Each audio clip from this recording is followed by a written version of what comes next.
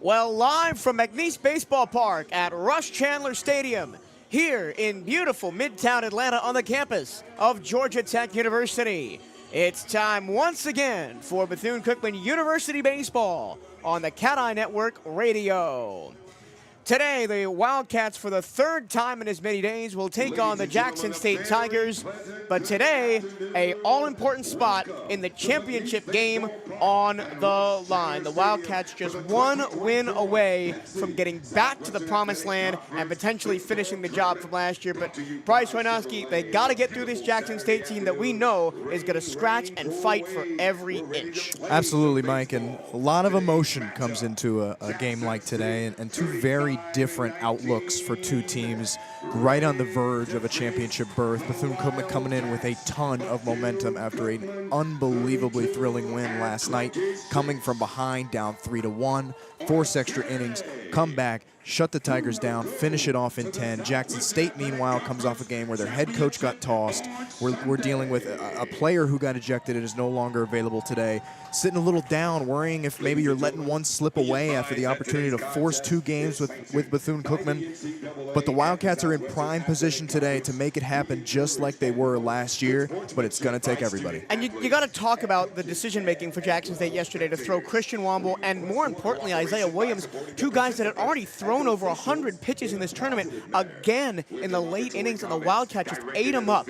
Base hits, walks, hit by pitches. That's what won the Wildcats the game yesterday. Absolutely, and Jackson State is down to the end of the line. They're not fortunate enough to have a bullpen that's as deep as Bethune-Cookman. Even at the very end of it, the Wildcats feel like they have some guys between Yoancel Diaz and a lot of other arms in that pen, Patrick Gork, some others who can come in and give you solid innings even at the very bare end of your bullpen. Jackson State has leaned on 5-6 guys, and they are at the end of the rope, run dry. It is going to take a gargantuan effort from Jackson State to withstand what's going to be a furious Wildcats team today.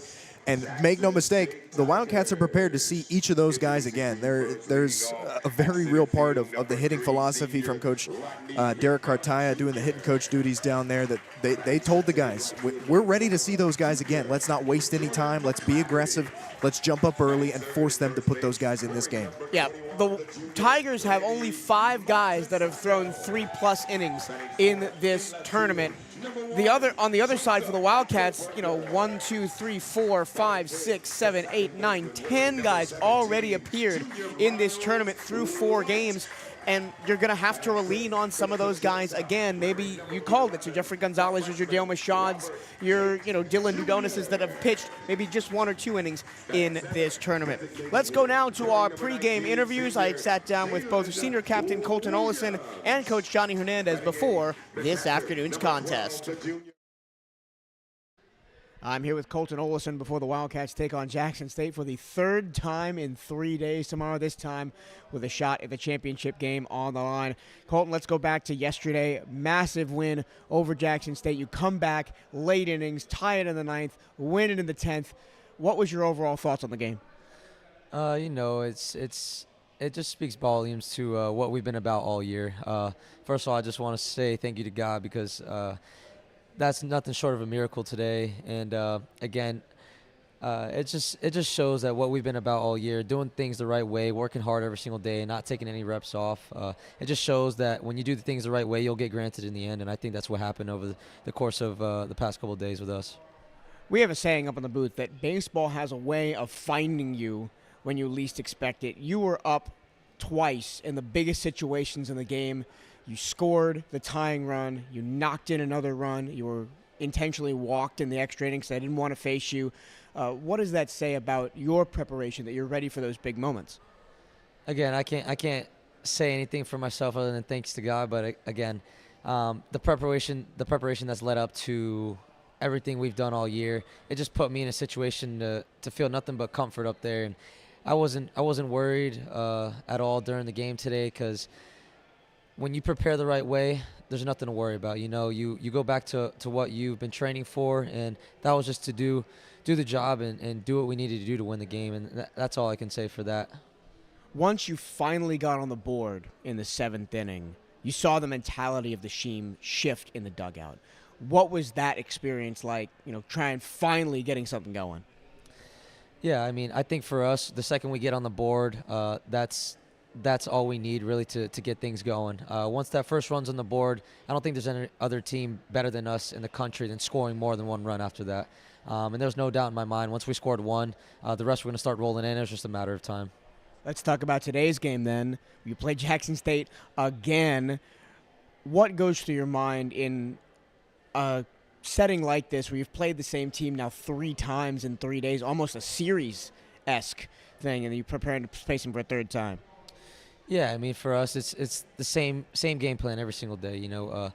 Hard-nosed baseball, play loose, play fast, and just play our game, play our style of baseball, and things are going to go in our favor. That's all you can really do is just stick back to what you've been training for all year and go back to the game plan. And, again, like I said, just playing fast, playing loose, and having fun is what we're best at. So when we're doing that, we're playing our best baseball, and that's going to give us the best chance to win the game tomorrow. Thank you, Colton. Good luck today. I appreciate it. Thank you.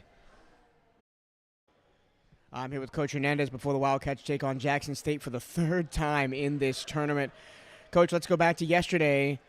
Big comeback, late innings, extra inning win. You've had a chance to kind of cool off and think about it from a 1,000-foot view. What were your thoughts on the game? I mean, just the guys didn't quit. At the end of the day, just proud of the grit, the resiliency, the mental toughness that they displayed in a game that could have easily gone the other way, and they kind of stuck with the plan and fought to the end, kind of clawed their way through it. But that speaks volumes, too, of the work that we've been able to do throughout the course of the year. 1, 2, the belief in that dugout. And, it feels good being able to have an opportunity to play today against Jackson State. Talk about the work that you and the coaches do behind the scenes, getting the scouting reports on these pitchers, so when you see guys like Williams and Womble and Van Deventer over and over and over again, eventually the bats are going to break through. Absolutely. That's a credit to Coach Cartaya and Coach Allen, working side by side, alongside with, myself and Coach Sanchez. But, them doing the work on the scouting reports, they're very detailed. And that was one thing we knew that we were going to get when we hired Coach Cartaya, after Coach Carballo, left to Missouri. Just the way how he pays attention to the details and how organized, Coach Cartaya is. It's a really good I want to say partnership, right, that we all have. We work alongside each other. So I think that also, that meticulous, way of going about things trickles down to our players with the way that we train, the way that we prepare, and it goes a long way. So just very pleased with how everything's going. And the guys, at the end of the day, I think I said this last year, we can spend all night doing scouting reports and getting everything going. If the guys don't execute, then, what are we really doing? So you're just proud of the fact that they trusted it and, they did what they had to do. 3 out of the 4 games so far in this tournament, you've had starters go deep. How important is that to save bullpen arms going into the last 2 days of the tournament? I think that's huge, but, I mean, you can also say that how the offense have carried us in those moments, So, earlier to, yesterday with the game against Texas Southern, putting up 16, I mean, giving Gavi just 5 innings and 55 pitches, I think that's huge moving forward because he's an arm that we can possibly depend on later on today against Jackson State, and even Boca, right? Boca has an opportunity to pitch today against Jackson after we put up 17 on Prairie View, and he only threw 70-something pitches. So all hands on deck tomorrow. We just got to take care of business today and do what we need to do. Unfortunately, we're not going to get a chance to listen to the rest of that interview because the players are on the field, and we are just about ready to go here at Rush Chandler Stadium. And an interesting decision for Coach Hernandez. Tanner Bocabello on just 2 days rest. Going in this game, he threw 5 innings, 81 pitches against Prairie View A&M to open up this tournament, and now he gets the biggest start of the season against Jackson State here in the semifinals. And it's a really aggressive move. It's not a plan with tomorrow in mind type of mentality. It's a playing with today to get to tomorrow type mentality. Putting your ace on the mound, a guy who has done very well against Jackson State this year, trying to leave no doubt, trying to get into tomorrow and figure it out from there. Ideally, if you're Coach Hernandez, you hope the bats come alive pretty early and you can get Bocabello out of here both unscathed and with only a handful of pitches under his belt. But the Wildcats aren't willing to take that risk. They're going to put their best arm on the mound, the guy that's been there day in, day out. It takes a lot to be a Friday night starter, to set the table for your guys. There's no bigger table to set than the one on Championship Sunday. The defense for Bethune-Cookman is familiar to those of you who have listened to our broadcast throughout the week. Garrett Chun, Daniel Figueroa, Sergio Rivera in the outfield left to right. Jorge Gonzalez-Febo, Ramses Cordova, Colton Olison, and Manny Sufrain in the infield left to right. Irvin Escobar, the catcher, Tanner Bocabello, the pitcher, as Rodney Hibbler Jr. gets set to stand in to the first base batter's box, or the right-handed batter's box. Hibbler, a senior, batting .341, 64 runs on 70 hits, 14 doubles, 5 triples, 5 homers, 37 RBI. And crucially for Tanner Bocabello, he is 2-0 against Jackson State. Went 8 2/3 in a 6-2 win in Daytona Beach back in April. And then just earlier this month went 6 full innings in a 9-5 win. Unfortunately, in that one, gave up 4 runs on 12 hits. So kind of got hit around a little bit. So now the third time seeing this roster.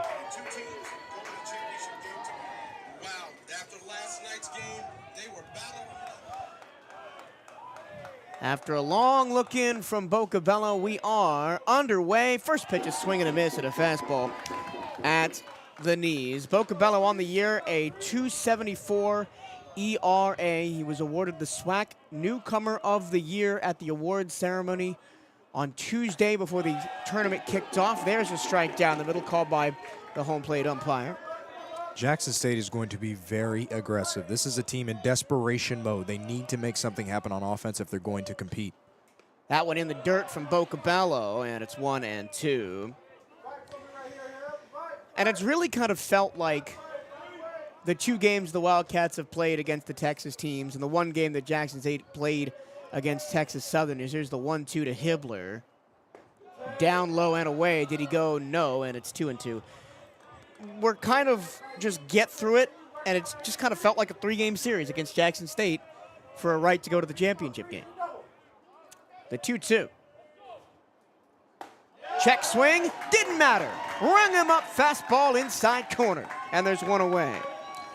Tanner Bocabello could have an easy job today in, again, a Jackson State lineup that's going to have to come out and swing the bat. So if you can get ahead in counts early, you saw Bocabello go to a couple of pitches outside, trying to get those over-aggressive swings, but that time ends up freezing him with the ball inside.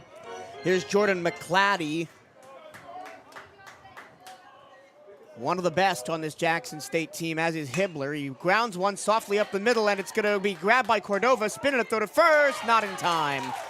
A great play by Cordova to get the ball behind second base to stop it from rolling into center field. Just an odd hop, and it's an infield single for McClatty. Yeah, just a slow developing play. Hopper right up the middle. Cordova runs a long way, almost halfway over to where Colton Olison was positioned, right in between the 2 of them. Makes the throw over on a spin, but it's just a little bit late. Not much you can do about it. Here's Lenny Montesano, .324 his average, 39 runs on 66 hits. A team high 16 doubles, 2 triples, a team high 10 homers, and 55 RBI. McClatty on first, nobody out, and there's the first pickoff attempt. And you'll see that a lot today. The Wildcats love to check over to runners on first base, especially when it's the top 2 in this Jackson State order, Hibbler and McClatty over there. They have the majority of the steals for this Tigers team. Swinging a miss at a fastball from Montesano, 0-1. But really, in the 3 games we've played against Jackson State, they haven't stolen much. And I'm not sure how much of that is the fact that the Wildcats are checking over there maybe every 3rd pitch or so as they throw back again. I also think with the way that Jackson State's been swinging the bat, you know, it's easy to say you want to try to manufacture runs, put them on the board early, but it's hard to give up outs in a tournament like this. So the bunt singles, the stolen base is always a risk of getting thrown out. It's a dangerous game to play if you're not confident. Swinging a high fly off the end of the bat to right field. Coming in is Rivera. He'll make the catch on the move, 2 down. Off the bat, that sounded pretty good, and it just kind of died out there in right field. Yeah, not a whole lot of wind out there today. We saw a ton of it earlier this morning. A lot of rain rolled through, pushed the game start back an hour, but it's turned into a fairly nice day unless the sun comes back out. It's pretty humid out there. Overcast skies over Atlanta today, but a little cooler because of the rain. Temperatures down to the 70s. Here's Joseph Eichelberger spinning a throwback to first McClatty in there. Eichelberger playing left field today instead of the DH spot because of the ejection to Arjun Huerta yesterday. He is ineligible to come back today and play left field. Another throwback to first. That was the big turning point of yesterday's game, Bryce. We mentioned it in the pregame show.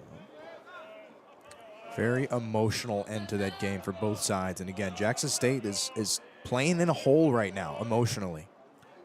First pitch, swinging a chopper right at the plate. It's a fair ball, and Escobar just tags a clueless Eichelberger on the behind, and that's the end of the first inning. No runs, 1 hit, 1 left, and we go to the bottom of the first. Wildcats looking to get on the board here on the CatEye Network.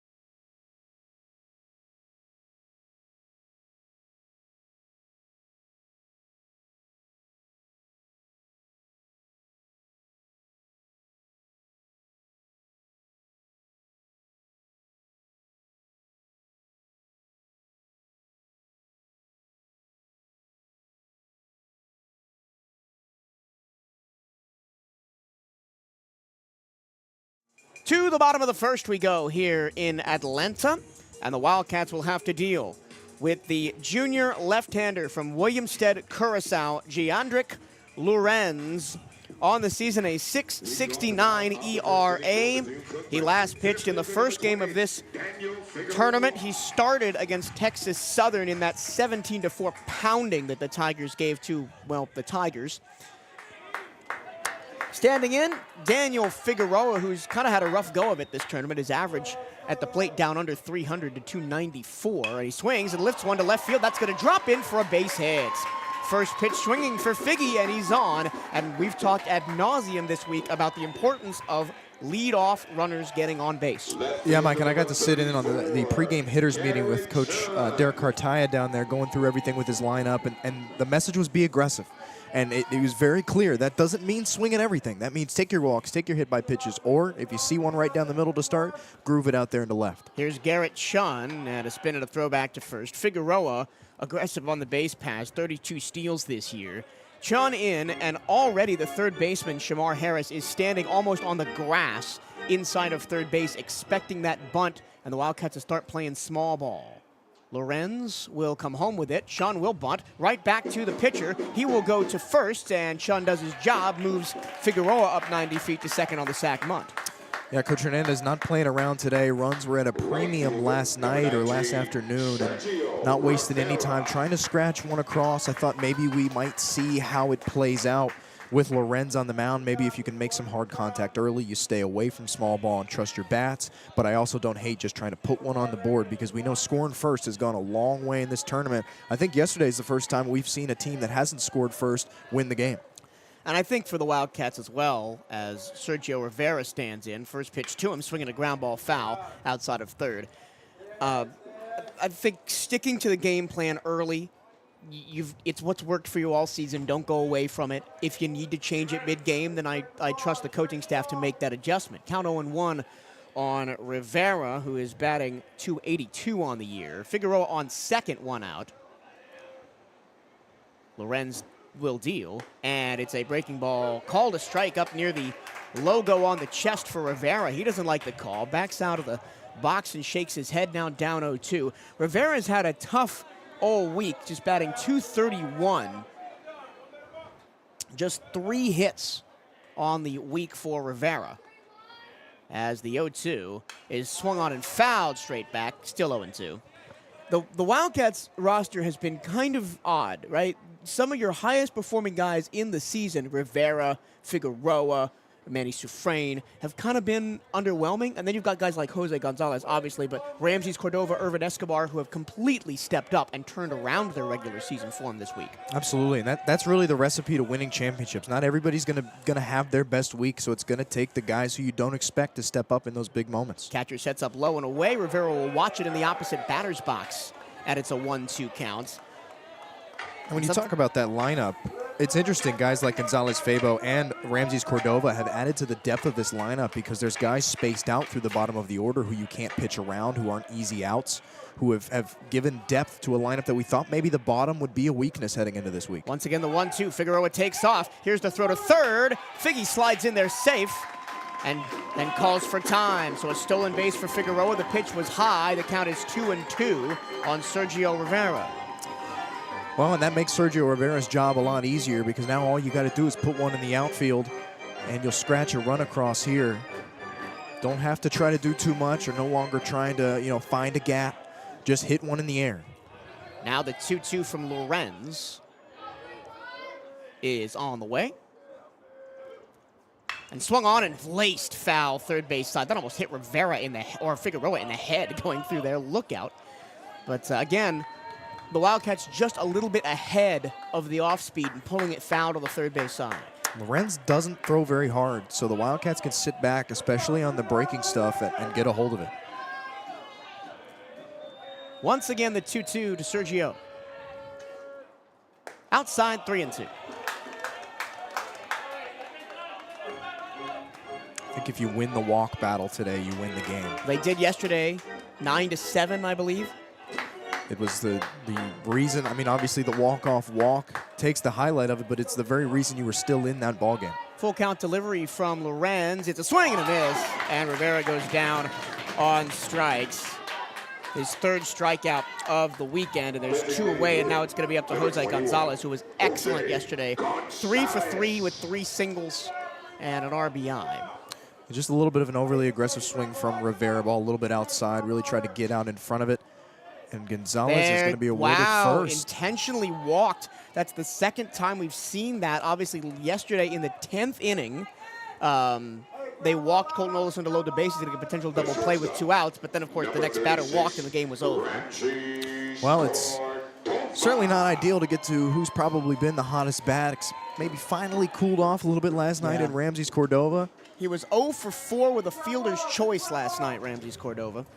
First time he's been 0 for in the tournament, but he's hit 3 home runs and just been spraying the ball to all fields. Runners on the corners with 2 down. Gonzalez takes off, a swing and a grounder to third, stabbed by Harris. He throws across in time, and the Wildcats get nothing on 1 hit and 2 left. And we go to the bottom of the first, still scoreless here on the CatEye Network.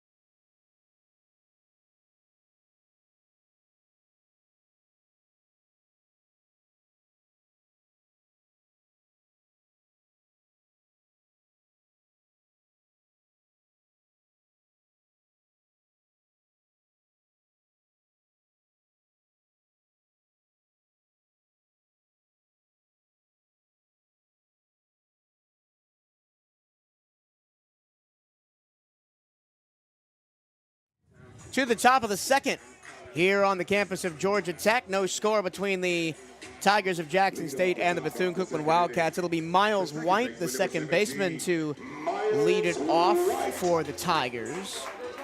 Tanner Bocabello back on the mound, and after throwing 81 pitches 2 days ago, you wonder how long the leash is going to be for Tanner and how much juice is left in that arm after not getting his typical 7 days rest between Friday night starts. Here's the first pitch to White, righty to lefty.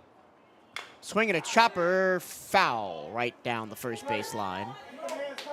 Well, if Bocabello can avoid the walks, avoid hitting guys, and if his defense can pick him up behind him, you can't afford errors. You can't afford putting guys on base for free when you've got a guy on short rest like this, especially when, if you're thinking about tomorrow, you'd love to have him available in a relief role tomorrow. Fortunately for the Wildcats, you got plenty of guys available out of that pen who can give you some length. 0-1, swinging a chopper foul to the third base side, and it's 0-2, and this is where the Wildcats kind of let things get away from yesterday, especially Joel Corey, as excellent as he was, maybe was not as clinical with an 0-2 count as you think he should have been, and let Jackson State kind of stay in at-bats and stay in innings. Here's the 0-2 to White. Bocabello goes right at him and gets him to foul it off to the screen. And I think the Wildcats are showing the respect for the hitters up and down this Jackson State lineup, and that's why you see when they're able to get up in counts, they get a little picky with their pitch selection, working mostly on the outside half of the plate. A lot of balls in the dirt. Occasionally you'll see one up high because Jackson State loves to chase the high stuff, but it's allowed the Tigers to get back into counts and get closer and closer to working walks. Bocabello spikes one, and it's 1 2 strikes. That one got to the backstop, and Escobar acts the home plate umpire for a new ball. This game is going to feel balanced on a knife edge, I think, until somebody scores. And if you're the Wildcats, you've got to be the one that takes that initiative early. There's a swing and a grounder towards first. It eats up Manny Sufrain a little bit, but he will recover with his bare hand and step on the bag for out number 1. One of the things Manny Sufrain does really well is getting his body in front of the ball. He doesn't always necessarily have to make that glove play because he does a good job of squaring up, putting his frame in front of it, and making sure that he's going to knock it down. So even though you lose a step with the ball kind of jumbling around in front of you, still there in plenty of time to make the play. Excellent technical defense. We've seen the Wildcats sometimes get overly aggressive. There's a first pitch fastball strike to Robert Tate Jr. Especially the middle infield sometimes can be a little bit over-aggressive on some of those glove scoops and lose them. Swing and a miss, and a ball low and away from Tate, quickly 0-2. And if you're Bocabello, you want to work these quick innings. 4 batters, 3 batters, less than 15 pitches. Work hard, Tate. Work hard, Tate. See it up. Quickly 0-2 on Tate. Long looking for Bocabello to get the sign. Now he deals. And it's outside. We have had some wide outside edges from home plate umpires this week. Does not appear that's going to be the case, at least to start this one. With a righty-heavy lineup, trying to stay on the outside. Not a lot of these guys have the power to go opposite field out to left, so if you stay on the outside, guys have to get really defensive with their swings to just foul it off. That one grounded through the opposite side and into right field for a base hit. Well, you jinxed it. Well, I wouldn't quite call that a power hit. Yeah. I mean, it was well struck, and a little bit, you know, wonder if Manny Sufrain maybe tries to take that ball if he can't grab that one. Hit hard through the hole between Olesen and Sufrain, but even if he doesn't, I think that the Tigers and Tate are able to beat that one out just because of the speed, trying to beat Bocabello in a foot race. So just a nicely struck ball, a good piece of contact. Here's seeing eye single to the right-hand side. 1 on, 1 out for the second time in the game for Jackson State. And here's Jalen Williams playing for the left fielder from yesterday, Harjun Huerta, who was ejected and cannot come back. Williams on the year as senior batting .259, just 81 at-bats. Low and away, ball 1. 14 runs on 21 hits, 3 doubles, 2 triples, 2 homers, and 18 RBI for Williams.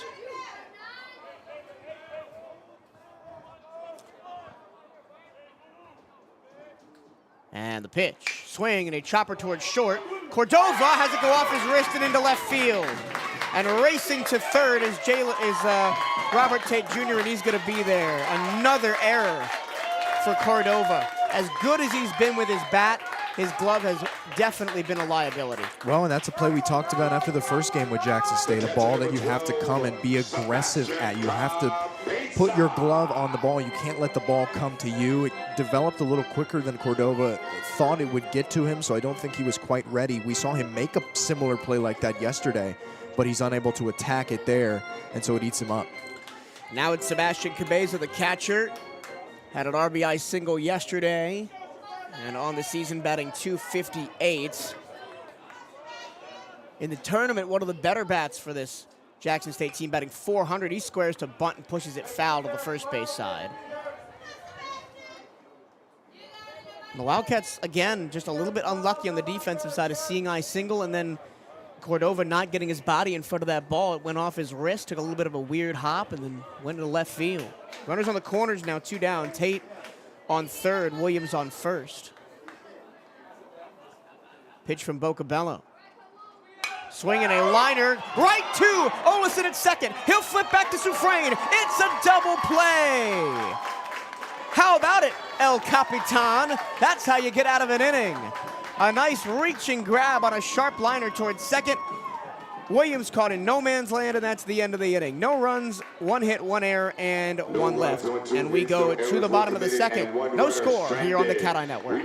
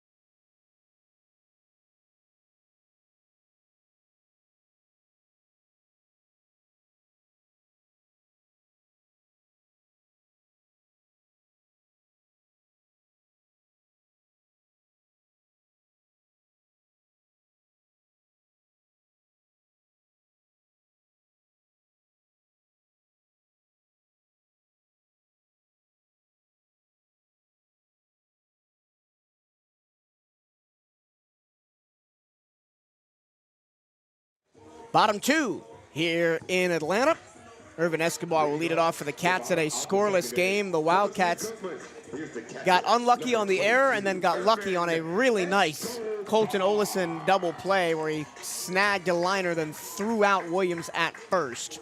And Irvin Escobar will lead it off. Irvin has his batting average up over 300, 304.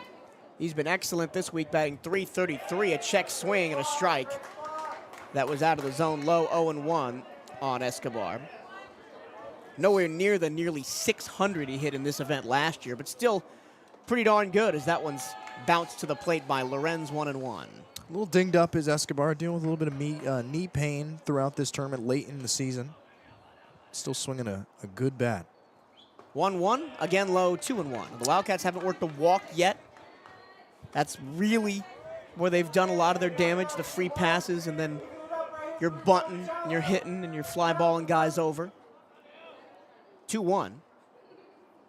Check swing, called a strike at the knees, and it's 2-2. Coach Hernandez already doesn't like the call. No. And if you're the Wildcats, we were just talking about it in the inning break, you cannot let Giandrick Lorenz start cruising. That one low, 3-2. You also can't allow any opportunity for Jackson State to emotionally get in front of you in this game. You can't look like the frustrated team against a team that has just floundered and really body language and everything else took a big hit yesterday. Full count delivery, ball 4 inside on the hands. And Irvin Escobar walks. First walk of the day drawn by BCU. 1 on, nobody out for Manny Soufrain, who has maybe been the most shocking disappointment of this tournament. Yes, he's batting .308, 2 runs on 4 hits and 13 at-bats, but a regular season batting average of .289, just an insane power bat, 5 homers, 37 RBI. Just hasn't been there for Manny Lefty to lefty, first pitch to him. Swinging a foul ball opposite field. Soufrain has kind of had a little bit of a rough week due in part to what's been a really consistently wide strike zone, especially on the outer half of the plate. And Soufrain's a guy who's constantly pitched away because of how quick he can get his hands around balls inside. And so when that strike on the outside edge is being called, he would usually take for walks. It's resulted in some strikeouts and some down and counts. 0-1 up and away with the fastball, 1-1 from Lorenz. And it's not like Jandrick Lorenz didn't throw a ton of pitches, even though he threw 3 2/3 innings against Texas Southern. 79 in that start on Wednesday. Winding for the 1-1. Swinging a grounder towards first. That's grabbed. Stepping on first. Going to second. And they tag Escobar for a double play. And that's been the Manny Soufrain curse this tournament. Well, there's been some tough breaks on both sides. And like you said, Mike, this one's going to be a very tense game until somebody can crack things across. I think now we've already, with the way this game has started, shown that if the Wildcats can get on early, there's probably going to be a lot of manufacturing runs, really probably for both sides. And after the Wildcats just barely avoid giving up the opening run in the last inning on a double play, they give up a double play. First pitch low to Jorge Gonzalez-Fabo, who's only hitting 300 in the tournament, but he's made his hits count. 5 runs on 3 hits with a homer and 5 RBI. There's a ball low, 2-0. And I think that's the difference between someone like Fabo and someone like Soufrain. Yes, Soufrain has technically a higher batting average on the week. Here's the 2-0. Swinging a foul ball straight back. Is it going to stay in the yard? Cabeza is looking for it, and it will make the seats. Fabo has made his hits count, whereas Manny Soufrain has scattered them with bases empty and then grounded into double plays and struck out to end innings. You know, you put the early runners on, you might get a little bit jumpy. You want to try to push things across. You get a little bit desperate with your swings, trying to do a little bit too much, put balls in the gaps, and it can hurt you. The 2-1 foul back to the screen from Fabo, 2-2. But see, it is those aggressive type swings, which is why we say whoever wins the walks battle today very likely is going to have a big-time upper hand. I mean, that full count walk for Escobar, that's a big play. The 2-2 is fouled away to the first base side, and a count holds. You know, that walk doesn't, in this case, result in anything because of the double play, but being able to work that many pitches against a tired Jacksonville staff and get on base is an excellent way to win a game. The 2-2, swing and a miss. High cheese, strike 3, and Jackson State gets out of it. The second strikeout of the day for Lorenz. No runs, no hits, nobody left, and we go to the third. 1, 2, 3, go the Cats even after the walk. It's no score here on the CatEye Network.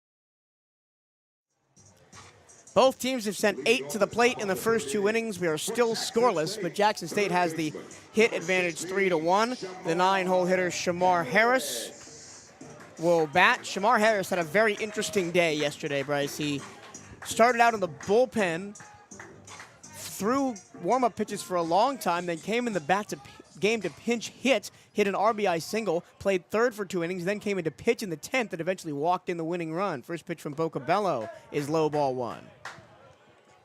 So if anybody on this Jackson State team is looking for a little redemption today, it's Shamar Harris. He made a nice play at third in the first inning to keep the Wildcats off the board. There's a fastball strike at the knees. 1-1 the count.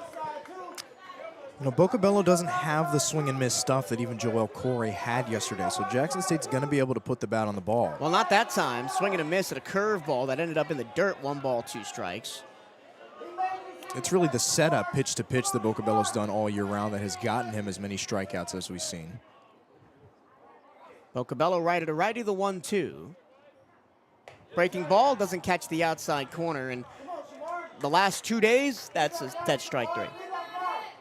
And that may change. We've seen that strike zone get wider throughout the game. That is not out of the question, and that could be a strike call later in this contest. Bocabello shakes off a pitch, now comes set. And he gets a swing and a tapper foul right at home plate that looks like it may have come up and hit Shamar Harris somewhere. He's going to take some time, walk around the batter's box. Again, Bocabello coming in on the hands to try and put guys away instead of chasing that outside corner, knowing that the Tigers have flicked some things the opposite way early in this game. 2-2. Breaking ball in the air, first base side down the line, foul. And Bocabello, 22 pitches so far. You know he's probably not going to give you the 80s, 90s that he usually does on a full week's rest.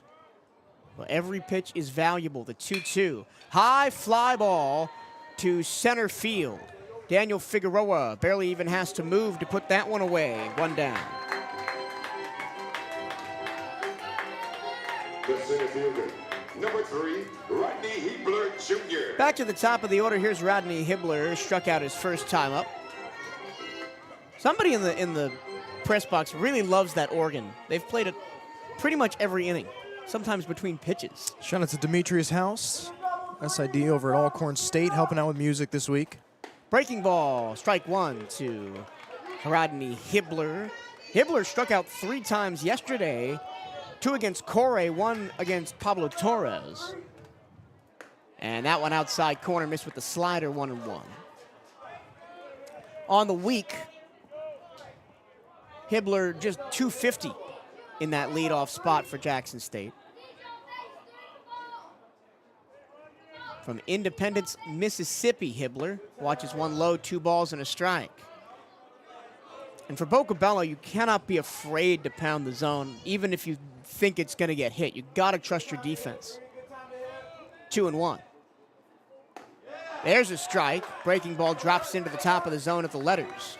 And one of the things we saw the Wildcats do yesterday, they got them in a bit of trouble, is you get ahead in counts, and then you start to get a little picky with your pitch selection. And then when the pitcher's able to work back into a full count, they can strike you out looking. Ground ball up the middle. Cordova grabs it, belt high, and throws across to get Hiebler by half a step, 2 away.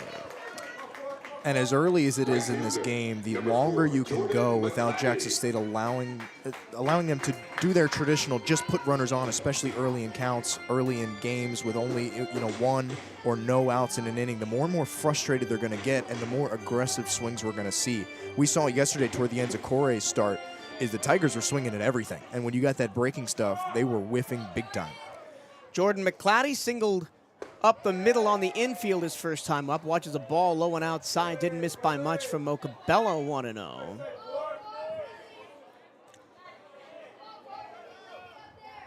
McClatty, big cut and miss at a fastball at the knees, and it's 1-1. Jordan on the week is one of the top hitters for Jackson State, batting .500 in 4 games. Outside, 2-1. He's also scored 7 runs, which is the most on the team.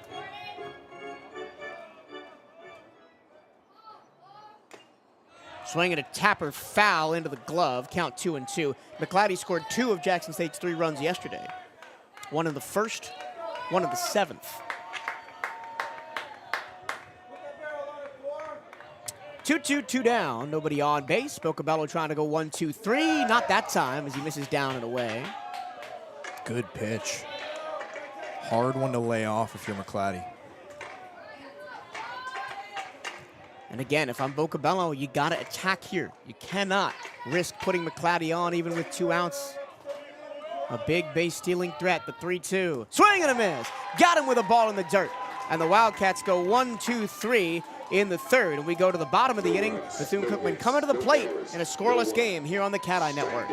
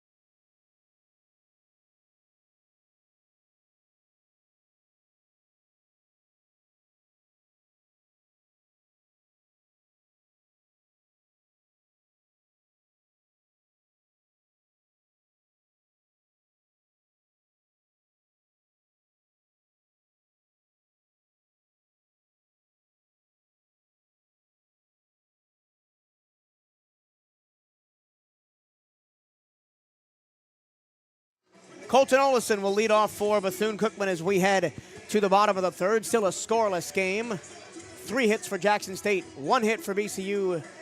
Both teams have had a runner on third, but were unable to bring them home. So a very even ball game early on. Olison, who we heard in that pregame interview, Bryce, really locked in this week. First pitch to him from the lefty, Giandric Lorenz is upstairs and away, ball 1. When at times this season, Coach Hernandez was questioning Olison, asking him, do you want it? Maybe there was a little bit of senioritis there. He was just kind of cruising as there's a ball upstairs, 2-0. We were the ones that posed the question to him is, have you seen him lock back in? Have you seen that leader come back out of Colton Olison? And there was no question about it in his face. 2-0, outside and low, 3-0. Oh, that's a strike. Well, usually that's the first time we've seen that wide outside corner be given today. Now 2-1. Swing and a grounder right towards short. Fielded by Tate, and there's one away.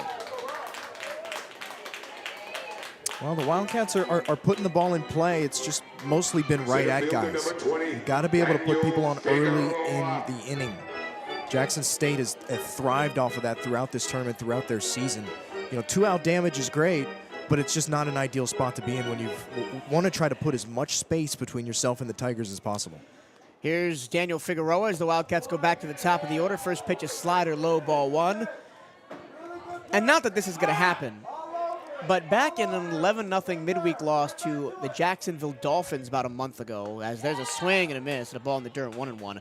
Daniel Figueroa singled up the middle first pitch of the ball game. The Wildcats did not get another hit as they were 1 hit by the Dolphins. That's been kind of the Achilles heel of this Wildcats team is lulling into opportunities to let the other team cruise. And he hits one high in the air to shallow right center, moving over the center fielder, Hibbler, 2 down.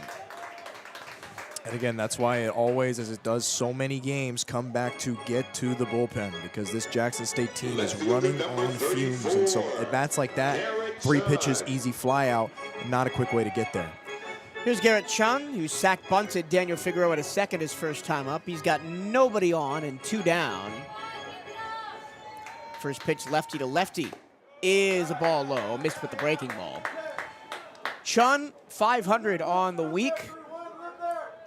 6 runs on 6 hits, but only 1 RBI for a man I've called the RBI machine for a long time through this season. 2 balls and no strikes the count. But again, the top of 3 of the order for the Wildcats this week, 2-0, strike to the knees 2-1, has been so inconsistent he hasn't really had many opportunities to drive guys in. Yeah, the first game of this, what is now a 3-game series, the top of the order went 1 for 10. And he skies one to shallow left. Moving in Eichelberger, and he calls off the shortstop and makes the catch. So just a 8-pitch inning for Giandric Lorenz.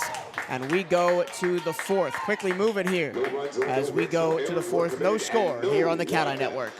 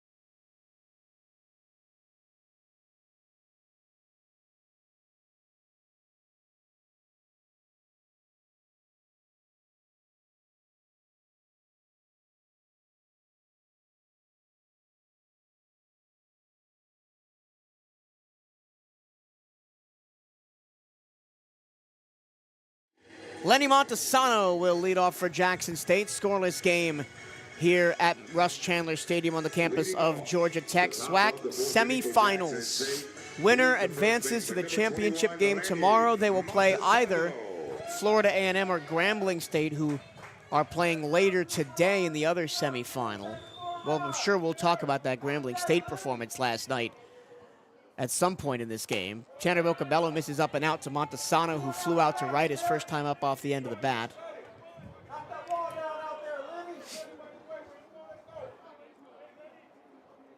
1-0, ground ball, base hit, left-hand side through the hole. And that's what the Wildcats have not been able to do. Everything the Wildcats have hit has been straight at somebody. Yep, nothing particularly difficult about that base hit, making it easy. Right through the hole there, ball inside. Montesano's got really great hands, able to put that one through that shortstop hole, and here we go. Now you got to hold your breath. And here's the local kid from Lithonia, Georgia, Joseph Eichelberger, the best bat the Tigers have, batting .375 on the season and .571 in the tournament. 8 hits in 14 at-bats for Eichelberger. They throw back to first, and Montesano is in there safely. And we were talking about it during the break, right? If the Wildcats are going to have to hit with the Tigers today if they want to win, and they haven't been doing it thus far. Swinging a bunt, a beauty right at home plate. They go to second base. In time on a hop, a great throw by Irvin Escobar to get the lead runner. And an even better pick from Ramses Cordova. That was not perfect, right in the glove. Took a hop, and Cordova hasn't always been as steady with those balls off the dirt. Snags that one there on the base. A nice lucky break for the Wildcats. Now 1 on, 1 out. Eichelberger on first after the bunt, fielder's choice. Here's Miles White, who grounded out to Manny Sufrain at first, his first time up. And he swings and hits one in the air to center field. Chasing it down to his left is Figueroa. He'll squeeze it for out number 2. First pitch swinging for White. We know both teams are going to be aggressive. The later you get into this game, the more and more swings are maybe going to be a little more ill-advised. And you could wait back and you could try to work deep into a count, but you just really want to see one on the board, so you're going to swing. Now it's Robert Tate Jr., who hit one through the first base hole for a base hit his first time up, ended up stranded on third because of that double play turned by Colton Olison. They go back to first, and Eichelberger is safe. Eichelberger, the third most steals on this team with 15. That's down from 33 and 39 from Hibbler and McClatty, respectively, the 1-2 guys in this Jackson State lineup. Here's the first pitch to Tate. Breaking ball catches the zone, 0-1. One of the things Tanner Vocabello does better than maybe any other arm on this staff is work when he's got runners on. He doesn't change his approach. He doesn't slow down, works quickly, and picks his spots. Breaking ball tapped through the first base hole again. In the exact same spot that Tate hit his first one, he hits another one right there. Yeah, been with Manny Sufrain tied to the bag over there at first. No chance to try to make a lunge at it. Just has to watch it roll out there into right field, and now you need to do what you've done well so far to start this game, which is cut down these types of rallies at the knees and make sure Jackson State can't get any momentum.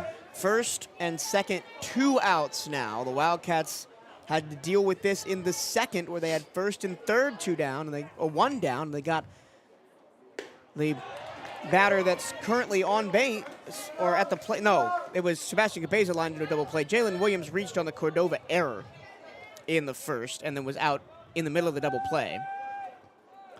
He swung and missed at the first pitch. It's 0-1. Vocabello deals outside, and it's 1-1. It actually looks like they credited Williams with a hit on that play, which I'm keeping that in error. They've been pretty liberal with those hit calls this week, I think, and that's putting it lightly. I agree with you. Breaking ball, soft tapper towards third. Fabo charges. He'll go to first in one motion, and it's right on target to Manny Sufrain, and the Wildcats get out of another jam. No runs, 2 hits, 2 left, and we go to the bottom of the 4th. Wildcats looking for anything offensively here on the CatEye Network.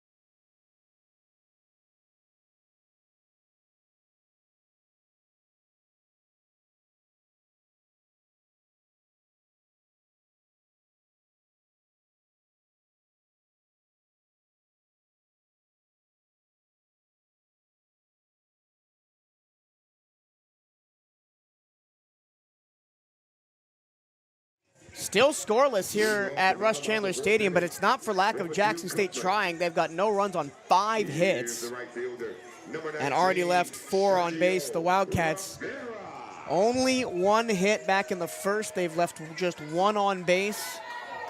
Sergio Rivera leads off for Bethune-Cookman here in the 4th against Giandric Lorenz, who has done enough. First pitch a strike, breaking ball in at the knees. And done enough is how you win a championship. Guys have to do enough.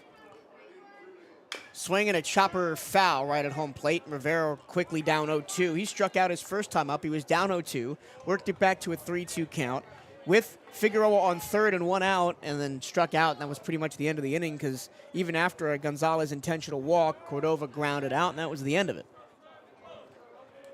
And the Wildcats really squandered a chance to put the run on the board in the first. And we talked about it between the break. Getting to the bullpen is not a tall task today as it might normally be on a traditional weekend start. 1 walk and a couple of hit by pitches or a couple of walks is all you need. Swung on ground, off the middle, stab by Lorenz, a beautiful play. He puts the glove above his head and then underhands it to first for 1 out. Yeah, sometimes you take for granted that the pitcher is switching to defense the second that ball is released. It's a great job to stay engaged, lock that ball down, and put the glove on the ball and make that snag. Here's Jose Gonzalez, base is empty, 1 down. He was intentionally walked his first time up. First pitch to him in the air, right field. That is going to be caught on a line by McClatty, ranging to his right. Well, it sounds like a great piece of contact. If it was a little bit further to the left, it gets down as a base hit, but now all you're looking at is another really quick inning, which you just can't afford. Just 5 pitches for 2 outs from Giandric Lorenz, and you're not doing a good job of trying to chase this guy and trying to see what Jackson State's got behind him, which we know can't be much. But it's now 2 outs for Ramses Cordova. He'll watch 1 outside, ball 1. And every time the Wildcats go 0 for in an inning, the pressure mounts because Jackson State's getting hits. They're getting on base, forcing the Wildcats to do great things on defense. There's a base hit for Cordova down the left field line. He'll keep it to just a single, but the Wildcats have life with 2 outs. And that's the one thing that Ramses Cordova has done consistently this week, even last night when he doesn't have as much success at the plate, is he's hit the ball so hard. Of course, the long balls are the ones that take a lot of that shine, but a lot of base hits right up the middle, rocketed back up there. That's another one. Hit so hard. The Wildcats need to do a better job collectively of barreling the ball up. Here's Irvin Escobar, walked to lead off to second, but then was caught in the middle of a double play that was initiated by Manny Soufrain. First pitch to him, low, ball 1. And I would first pitch take for a lot of these Wildcats up and down. I mean, you can't get too comfortable doing that because then Jackson State will just start firing them down the middle. But just to give you just a breather, just see 1 pitch, take a pitch, work a few more in the count. Lorenz throws back to first. Not really a steals threat, Ramses Cordova, just 4 on the season.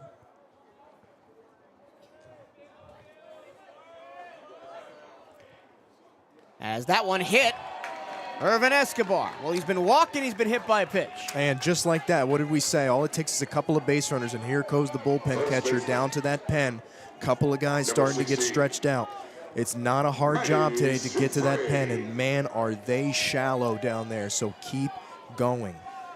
Well, here's Manny Soufrain. He grounded into a double play in the second, and as we have mentioned, has been kind of a black hole offensively this week, but if ever there was a time for redemption, it might be right now. First pitch to him, lefty to lefty.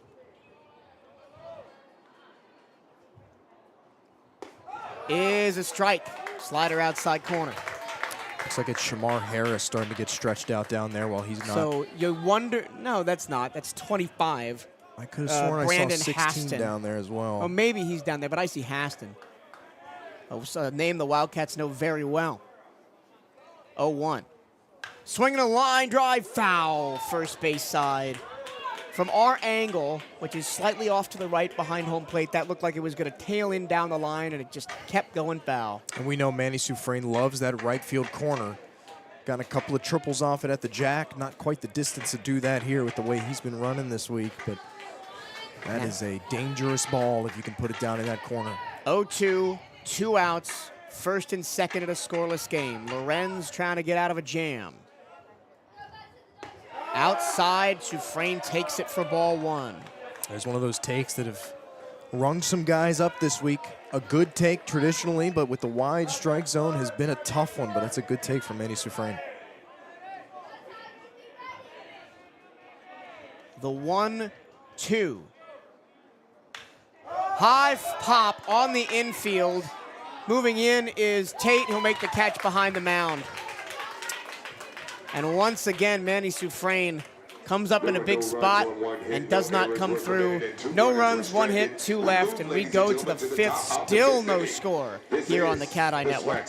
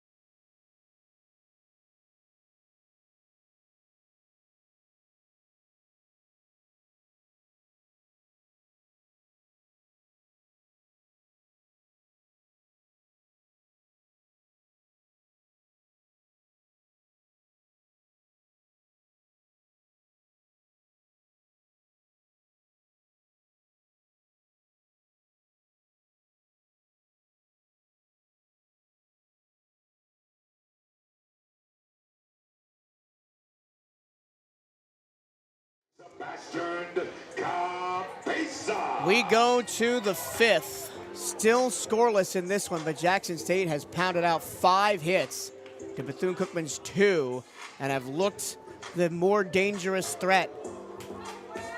As Tanner Bocabello still out there on the mound.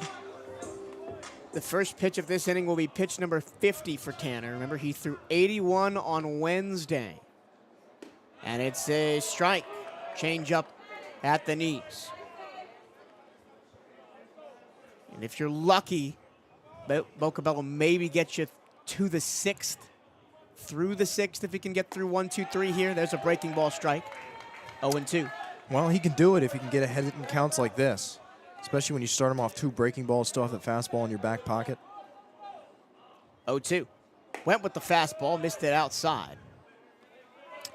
We've seen Bocabello go a lot back inside, that inside lower corner, forcing those big uppercut swings. Jackson State just can't quite get inside enough on it to put him away. Kind of how Corey lived yesterday. 1-2, Bocabello, the wind and the deal. Swinging a lazy fly ball out towards right. Coming in, Rivera 3 steps, and he makes the catch. That's maybe the one thing the Wildcats have done well to start this game is they've avoided the leadoff guys getting on. They put a couple of outs on the board for the most part, which we know Jackson State is just ever so dangerous with the option to steal. They've got guys who can bunt very well, but when you keep them off the board early, off the bases early, then they have to get a little more desperate, and you've seen some big home run type swings that just have not worked out. The only leadoff man that's gotten on for Jackson State is here's the 9-hole hitter, Shamar Harris, breaking ball strike 1. Was a leadoff single through the left-hand side, but then he was picked off at second by Irvin Escobar on a bunt attempt. 0-1. Check swing, did he go? No. Oof. That one's close. That was generous. I thought he went as well. Big shake of the head from Coach Hernandez in the dugout. I immediately looked down there to see what his reaction would be. The count is 1-1. I don't think anybody, not that any coaches ever particularly throw with officiating, but I've heard several guys commenting on it throughout the week. Harris, line drive, left center. That is going to drop in for a base hit. Figueroa just couldn't catch up to it as it tailed away from him. There's a lot of center fielders in this conference that would not be able to track that ball down, even as Figueroa did, to keep it to a single. That's a wall ball in a lot of instances of guys that don't have the speed of Figueroa. 1 on, 1 out. For the first 5 innings, the Wildcats have had this exact scenario against them. And back to the top of the order with Rodney Hibbler Jr. First pitch fouled straight back.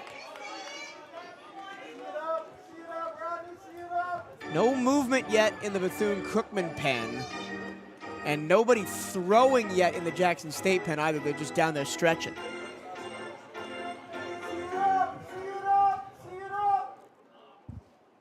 Hibbler, check swing, called a strike. Slider low and away, 0-2. How many times? 0-2 count, and the Wildcats haven't put guys away. All week long, it's been a problem. That time he got him. Up and in, fastball, swing and a miss from Hibbler. 2 down. And he's been very selective, has Bocabello, with that fastball today. Heavy breaking ball mix in there, and when he's able to whip that one out, especially on the inside half of the plate, Jackson State has not been ready for it. They've been out in front, they've been well behind, or they've watched it entirely. 1 on, 2 down. Here's McClatty. Throw back to first. Harris slides in safely. McClatty singled on the infield up the middle in the first, then struck out in the third. And the first pitch to him is a called strike on the outside corner, 0-1.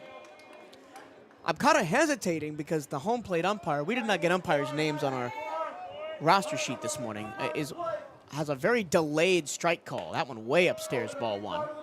That's the first real bad miss for Bocabello in the game. And a lot of these that are close, I got to wait to see if he'll put the arm up.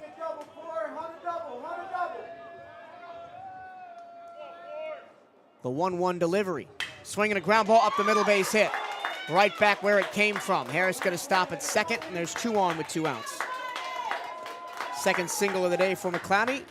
Both of them been right back up the middle. That's what maybe Jackson State's done more consistently throughout the 3-game series than the Wildcats have, is that hard contact through the infield. And the Wildcats have been hunting gaps a little bit too much, just haven't been able to stroke one through that infield dirt. Now it's Lenny Montesano, who flew out to right his first time up, then singled to the left-hand side. He hits one high in the air, right field and deep. That is going to be gone.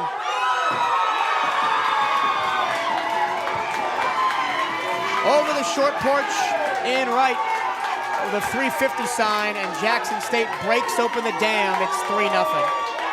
Well, that's the first home run we've seen out there to that short porch this week in any of the games that we've featured in.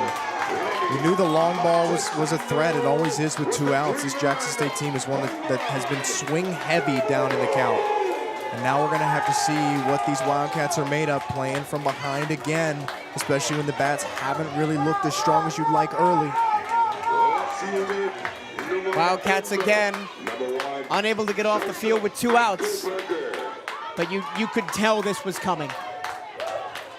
The Tigers just pressured and pressured and pressured. That's the 9th hit of the game for Jackson State, and they finally broke through. Breaking ball, swing and a miss from Joseph Eichelberger, who grounded out softly in front of the plate and was tagged by the catcher in the first. Off the end of the bat, shallow right field down the line. Rivera will track it, but Jackson State is on the board. The 3-run home run by Lenny Montesano, his team leading 11th of the year, and the Tigers take the lead as we go to the bottom of the 5th here on the CatEye Network.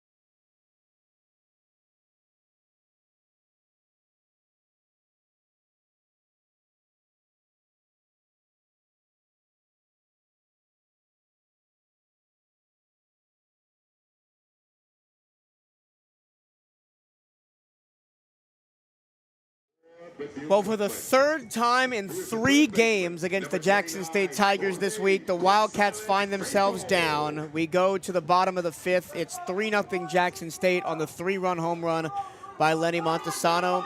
And the batter will be Jorge Gonzalez-Fabo, who struck out his first time up. Deandrick Lorenz fires a breaking ball strike in there at the knees. Now it's Lorenz's job to pound the zone. You've got to cushion. It's not just a 1 run either. You've got to attack. And he misses outside with the fastball. A ball and a strike. And we were kind of maligning yesterday when it looked for all the world like the Wildcats were going to be done, as Fabo grounds it softly to short. Charging is Tate, 1 down.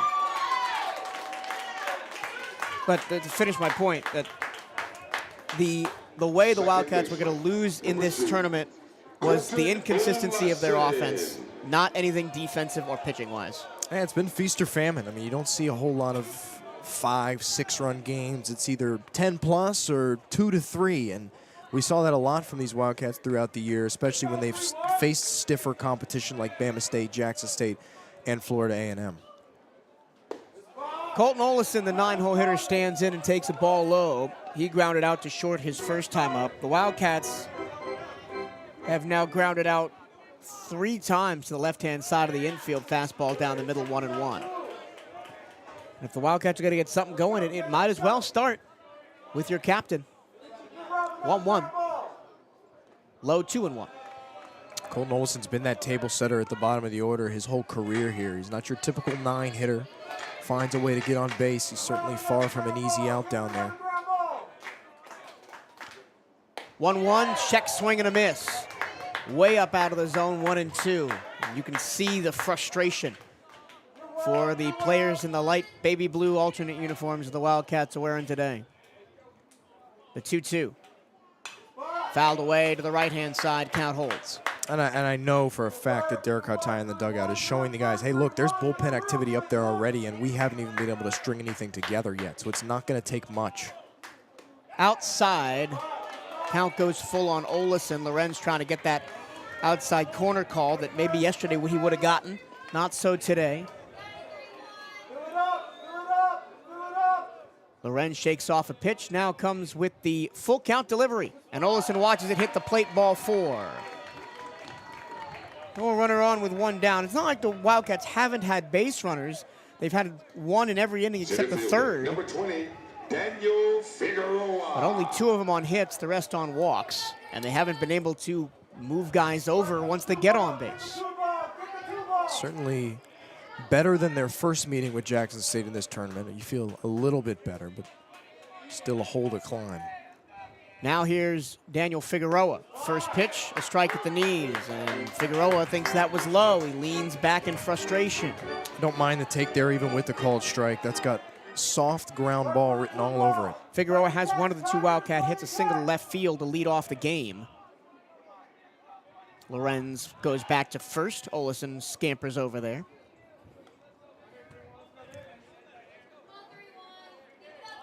And you felt coming into the day, Bryce, the Wildcats had all the momentum after yesterday's comeback win.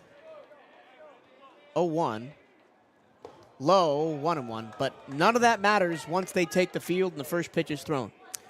I do still very much think that Jackson State is a very tight team right now, and the more pressure you continue to put on, the more mistakes they're likely to make. They're still in desperation mode. The lead certainly helps. Figueroa in the air to right field and foul into the seats. 1 ball and 2 strikes on Figgy. Figueroa just batting 200 on the tournament with 3 strikeouts. He's got Olison on first, 1 down. And he watches one in the opposite batter's box, 2 balls and 2 strikes. Lorenz takes the hat off, brushes some sweat off his brow. Now comes Seth, the lefty.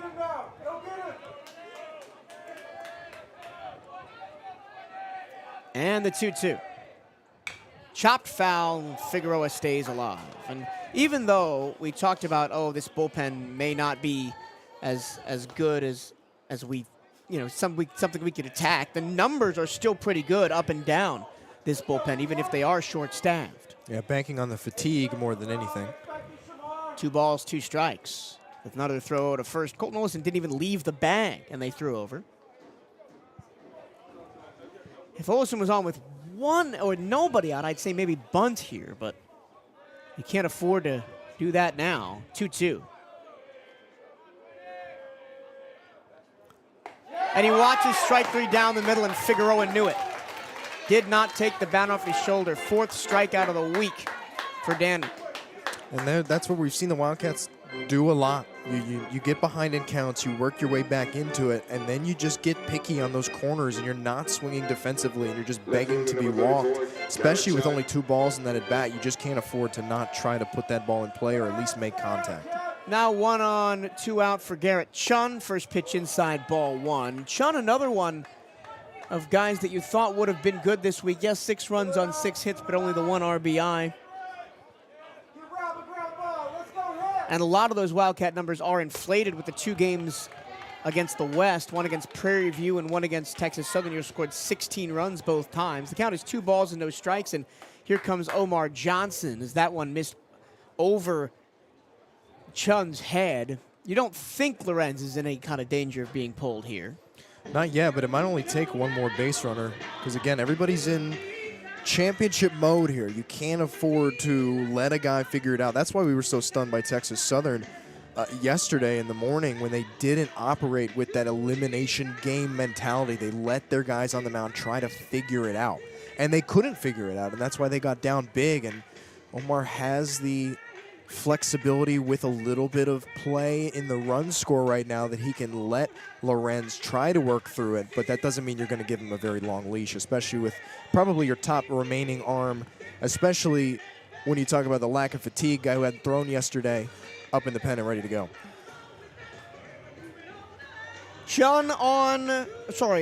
Olison on first after a walk with 2 down. The count is 2 balls, no strikes to Garrett Chun. Here's the pitch from Lorenz. Chun hammers one foul, third base side. Correction, first base side, way out in front of it. Now the Wildcats are starting to get a little wild. They're starting to tomahawk stuff, just trying to swing for the fences. I don't want to get pull happy here. 2-1. Chun watches a fastball way outside, 3-1. And I wouldn't be surprised, right, if Chun ends up getting on here, either by a base hit or a walk. They do go to CJ in the bullpen. 3 balls, 1 strike. And a throwback to first, Olison there. Olison has stolen 16 bases this season, more than you would expect for somebody batting 9 in the lineup for the majority of the year. 3-1. Chun watches a strike, a big arcing curveball that ends up low and away, 3-2. Yeah, that was definitely take all the way.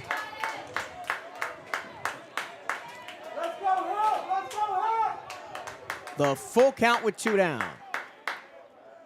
Chun fouls it away. That will make the seats on the third base side, just barely. And we'll see another one. I mean, if nothing else for Garrett Chun, this is a long at-bat for Gianndre Lorenz to throw. He's up to 66 pitches. Chun's been one of those ones that's looked at a lot of balls on the edge, went down looking, refused to get the bat off of his shoulders, swing defensively.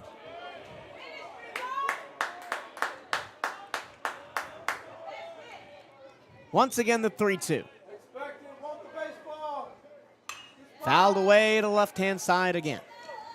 Trying to hunt the hands of Chun. They know if they leave it out too far over that outer edge, he has shown the ability to go opposite field. There's a lot of space over there and right if he wants to try to pull the ball. Trying to get him to just weakly ground into something or work a pop-up. Wildcats down 3-0 here in the bottom of the 5th. And Garrett Chun works a walk inside ball 4, and the chirping starting to come from Omar Johnson in the Jackson State dugout. Olison on to second. That one looked pretty well inside from up here. The crowd certainly wanted the strikeout call, but I think that was a pretty easy take for Chun. Oh yeah, absolutely, high and inside. Okay. Watching the replay on the SWAC, that wasn't even close. All right, well, here's Sergio Rivera. Here's 0 for 2. Struck out in the first and then grounded out to first, but a great play by Montesano out there to get him out. Breaking ball into the heart of the plate. Strike 1 to Sergio. Again, a runner in scoring position for the Wildcats. If something on the outfield, I think Colton Olison, rather, is going to come home. Swinging a ground ball through the left-hand side. There's going to be, it's grabbed by the shortstop on a full dive from Tate. It's going to be a single, but nothing more. Saving a run right there is Tate. That's his second really great play of this game. Well, now this is the second time for the Wildcats that they've had a 2-out opportunity. You just cannot afford to let it go to waste. Even if you only get one run across, there's a lot of time left in this game.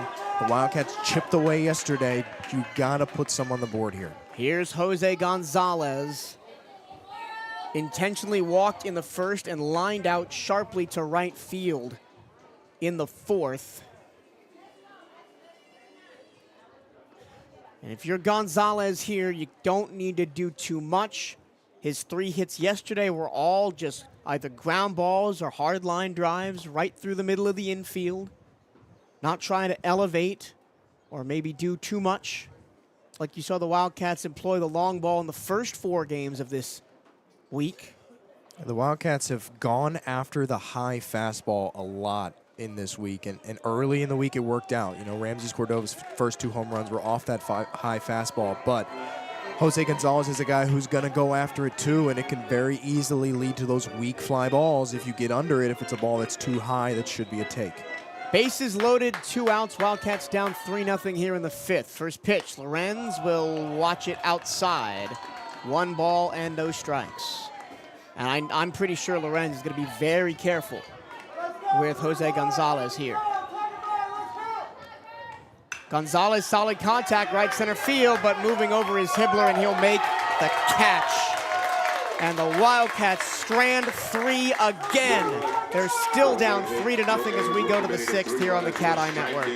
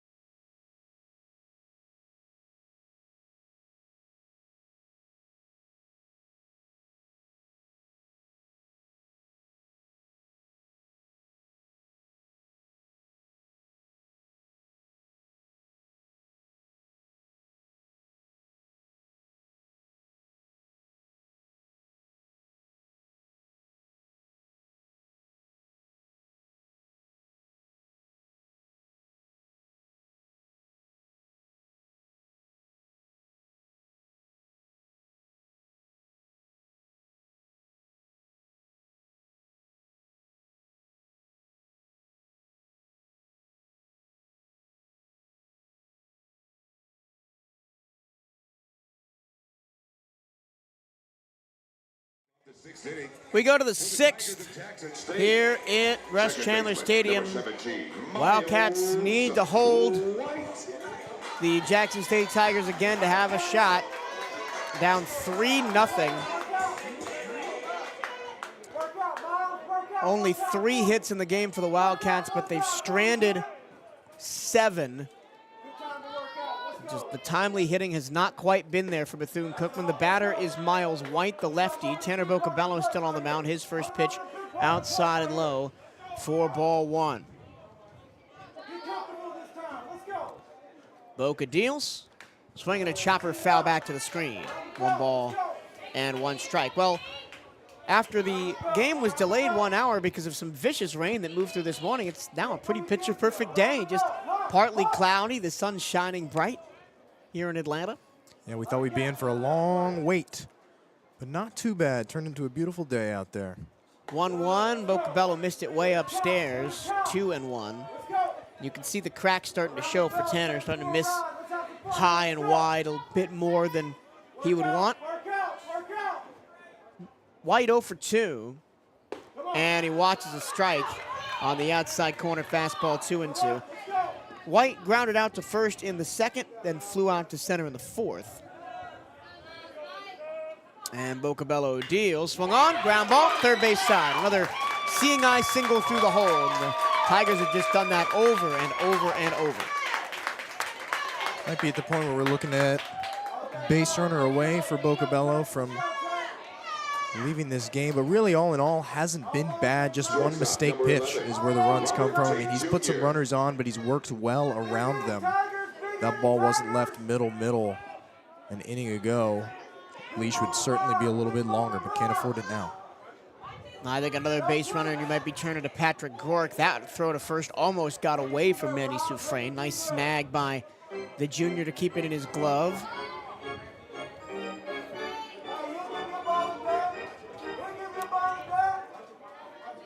The SWAC newcomer of the year comes home with it. It's bunted right back to him, picked up by Soufrain. He'll go to Olison for the out. And Miles White moves to second on the sack bunt. Watch the communication of the Wildcats there. Manny Soufrain, Tanner Bocabello. Tanner thought that was his ball, called off by Manny Soufrain. Colton Olison does a nice job to get over to the bag. That could have been a disastrous play, but it does result in the out. Here's Jalen Williams, reached on a Ramses Cordova error at short in the fourth, was caught out in a double play to end that inning, then grounded out to third in the fourth. That ended a 2-on Jackson State threat. 1-on nobody out here on second after the sacrifice bunt as Miles White called strike one by the home plate umpire on a slider that tailed away from the righty Jalen Williams. Only playing today because Arjun Huerta, the normal starting left fielder, as that ball is a swing and a miss. 0-2, was ejected from yesterday's game and suspended for this one. No word on if he will be available for tomorrow if Jackson State can close this one out. This may be, Bryce, set up to be the quickest game we've called this weekend. As there's a swing and a miss and a lazy breaking ball down and away. Only the third strikeout for Bocabello, and the first person for Jackson State to strike out not named Rodney Hippler Jr. Well, Tanner Bocabello has lived on the outer half of the plate with the breaking stuff that breaks just in the corner or outside of the zone, and Jackson State has not been able to catch up with it. Even the home run ball was set up low and outside, but he left it over the middle of the plate and it was taken the other way. Here's Cabeza, 0 for 2, lined into a double play in the second, flew out to right in the fourth, and he fouls one straight back to the screen. 0-1. Bocabello up to 74 pitches. If he can keep getting ahead in counts, I mean, he's worked how many 0-2s, 1-2s. If he can keep doing that, there's no reason to go away from him if he can get out of this inning without another run. It's all going to be about as time is called by somebody. I didn't see who called time. Must have been the batter because Sebastian Cabeza is walking towards the dugout to have a conversation with his head coach, Coach Omar Johnson.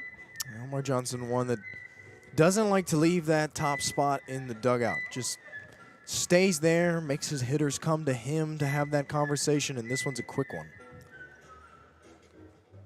Probably just saying, come on, put one on the outfield, increase our lead. We got to keep piling the pressure on here. Well, maybe I should be a coach then, because I could have said that. Well, because Coach Johnson knows, because of yesterday and from facing the Wildcats throughout the years, is that Wildcats only really need an inch to take a mile on offense. They just haven't gotten it so far. Breaking ball, strike called, 0-2 on Cabeza. Yeah, Colton Olison said it to us when we talked to him before the game. All the Wildcats need to see is one go across and some switch turns on in this team, and they tend to come in bunches for Bethune-Cookman.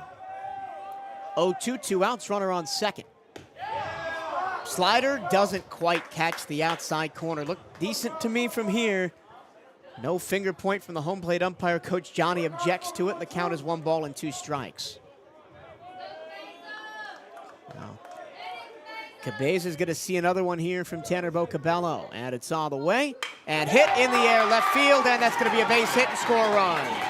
Coming in from second is Miles White. Here's the throw to the plate. It is in time. What a play! What a throw by Chun! What a tag by Escobar! He got him on the backside as Miles White was flying past him towards the plate, and that's the end of the inning.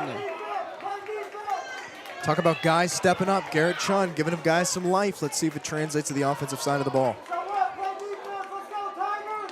That out 7-2. The Wildcats using their defense to give their offense a chance. We'll go to the bottom of the sixth. Still 3-0 Jackson State here on the CatEye Network.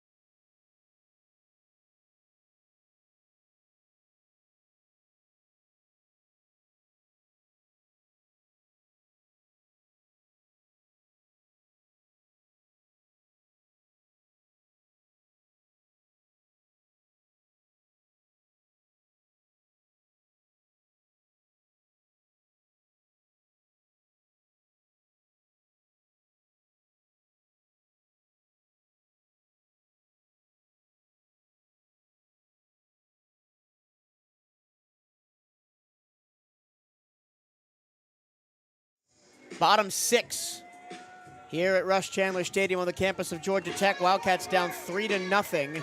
They only have 2 hits in the ball game, but have stranded 7, including leaving the bases loaded in the 5th.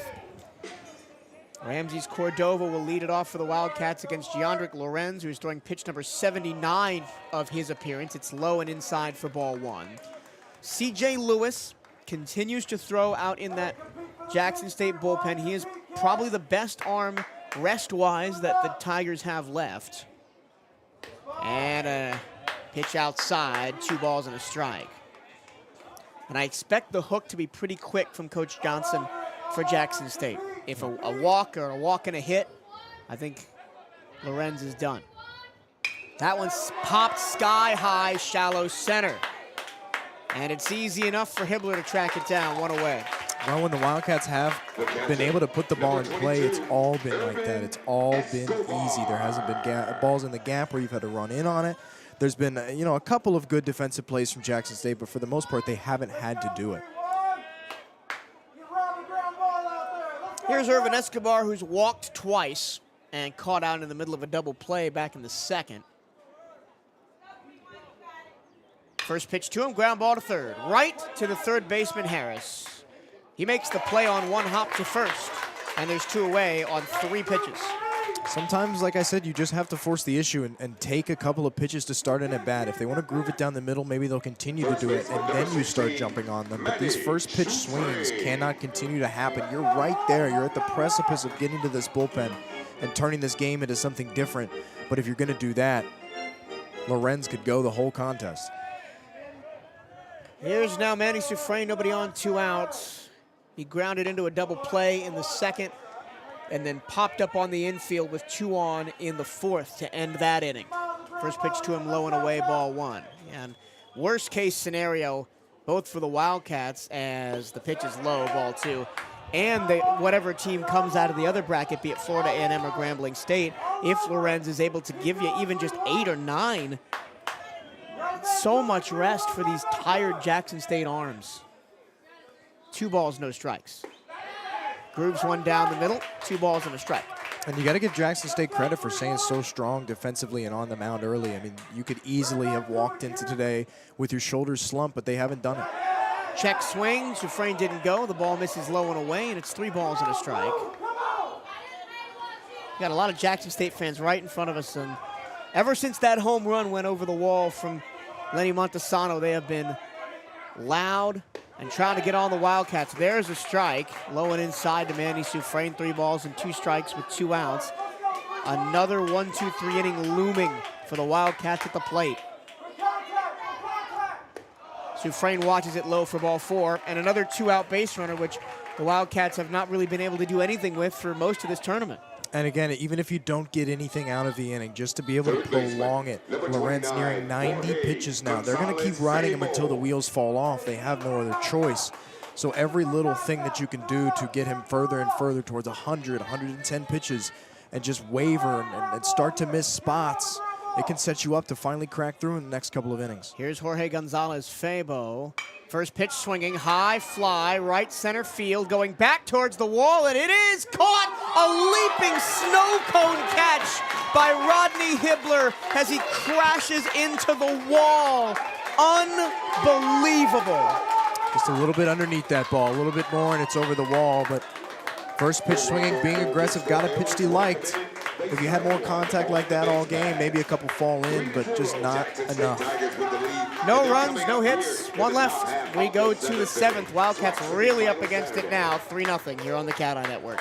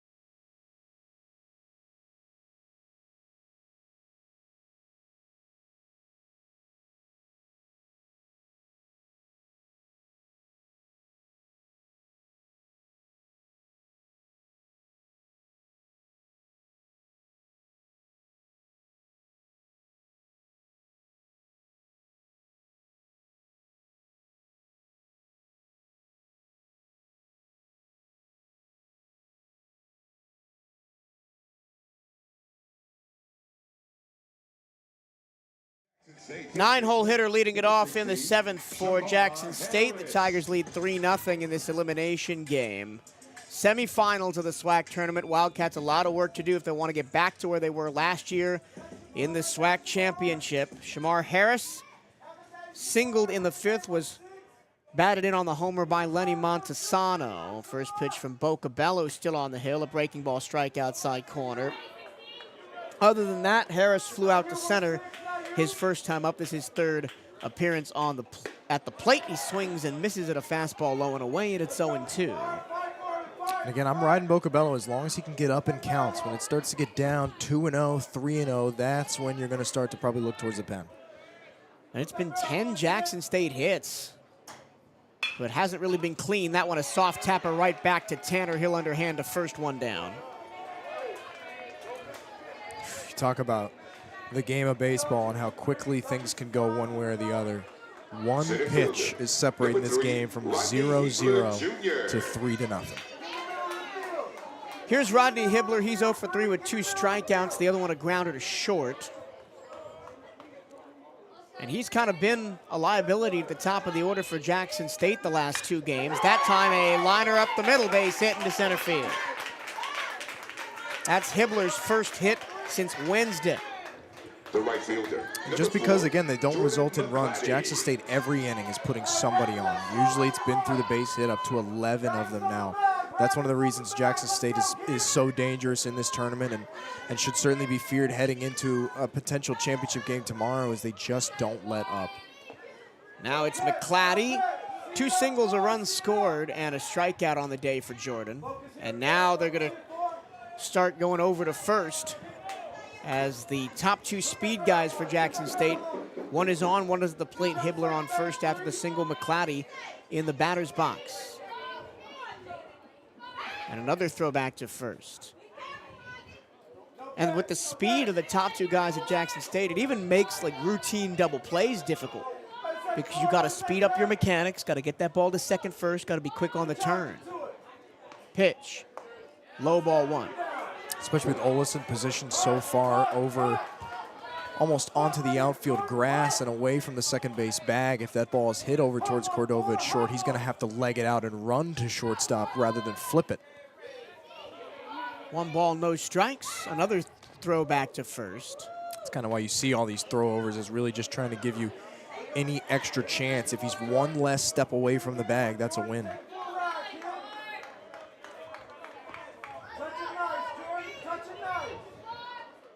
Finally, Bocabello comes home with it. It's a pitch out. Nice job by Hibbler to see it. He was stealing all the way, but he saw the pitch out and retreated back to first, 2 balls and no strikes, the clout to McClatty.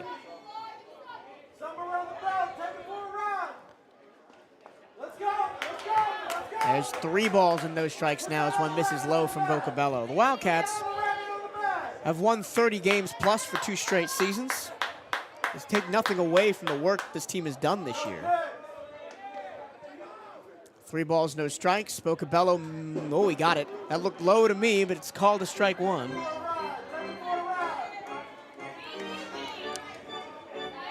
Jordan McClatty, another local kid, Augusta, Georgia. And he's got plenty of family here at the stadium. Bocabello forces McClatty to foul it off to the first base side, 3-2. I want to see that exact same pitch again. Force him to put it in play. They haven't been able to consistently make contact with those balls inside, especially the breaking balls, a lot of times well over top of it. 3-2 from Bocabello.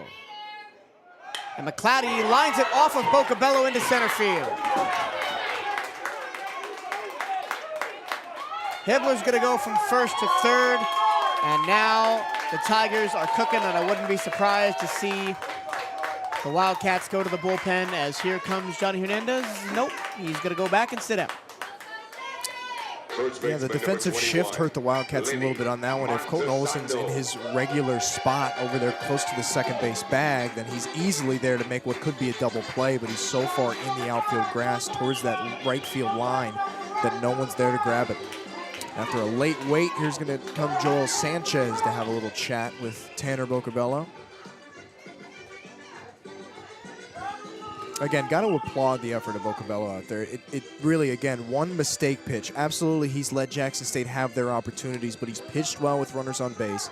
He hasn't let them continue to bat guys around and continue to move the lineup across. If it was not for one mistake pitch, then yeah, sure, things are still on a knife's edge here, but the Wildcats are still in this ball game tied at 0-0. Just one mistake pitch. I think C.J. Lewis is getting set to come into the game the next time Jackson State is on defense. I see a lot of high fives over there in the Jackson State bullpen down the first base line, as Bocabello's going to stay in here, as only the pitching coach Joel Sanchez is out there, not head coach Hernandez. But Lenny Montesano, who hit that 3-run home run back in the 5th, is up with runners on the corners and 1 out in the 7th. And the game teetering on the edge of disaster. Jackson State already up 3-0. Shouldn't talk about all hands on deck. There's a lot going on in that Wildcats bullpen. Dale Michaud is up and stretching. You've got Michael Rodriguez is out there taking some practice swings. We got Patrick Gork has been out there for a while. Jeffrey Gonzalez is upstanding stretching. Daniel Gaviria is out there getting stretched. Everybody available for their opportunity today. First pitch to Montesano, swing and a miss, low and away. Low and away, low and away. That's how Tanner Bocabello has started off just about every at-bat. Jackson State has never been able to catch up to it. Montesano flew out to right in the 1st, singled in the 4th, and homered in the 5th. And he singles again to left field over the leaping glove of Cordova. Everybody moves up a base. Coming in from 3rd is Hibbler, going to 3rd, McClatty, and it is 4-0 Jackson State. No move yet from Coach Hernandez. I'd have to imagine, here we go. Taking those steps to the mound, and that'll do it. Just a little bit too much for Tanner Bocabello, as this Jackson State offense has proven time and time again. It doesn't matter what their pitching depth is. It doesn't matter how sloppily sometimes they play on defense. They are in every single game and will just pressure you out of a game with the amount of swings and balls they put in play. It's a frustrating team to play against. They don't quit. They swing the bat. Again, up 12, down 12, 1-run game.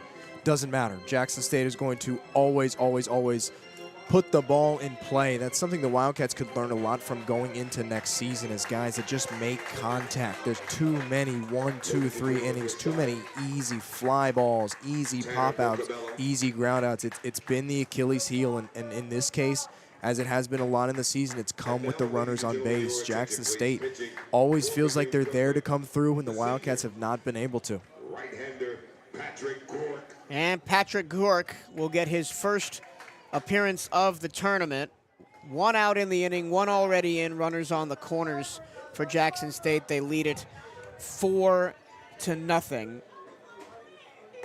Gork, the senior from Land O'Lakes, transfer from Barton College over the offseason. Also spent some time with the Land Suns of the Florida League. Also played at FSCJ. On the season, a 4.98 ERA for Gork, 21 2/3 innings pitched.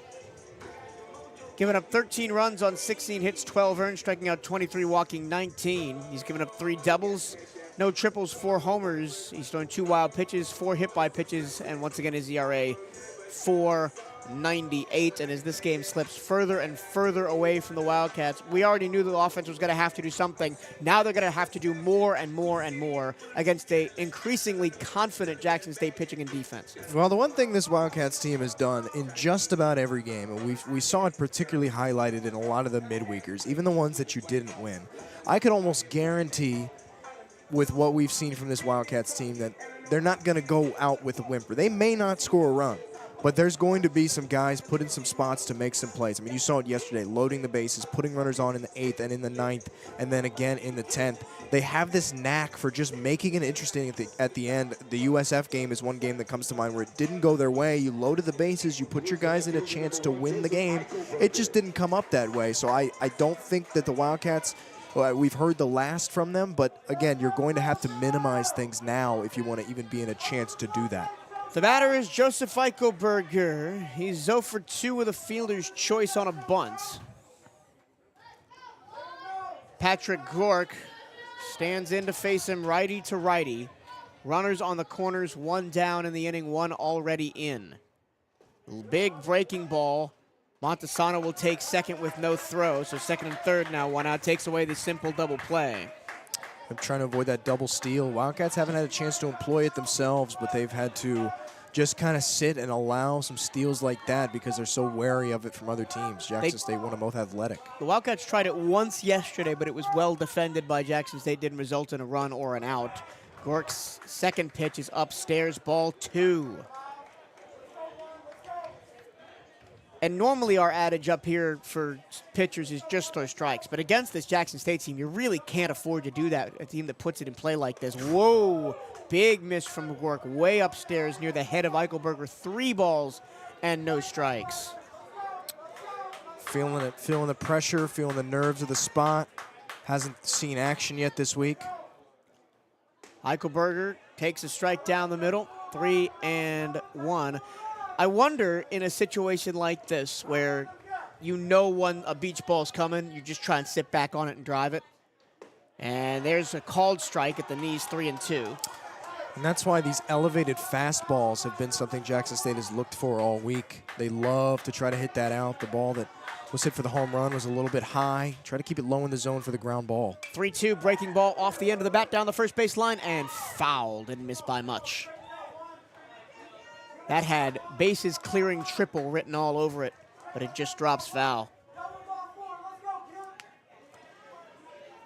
Once again, the full count to Eichelberger.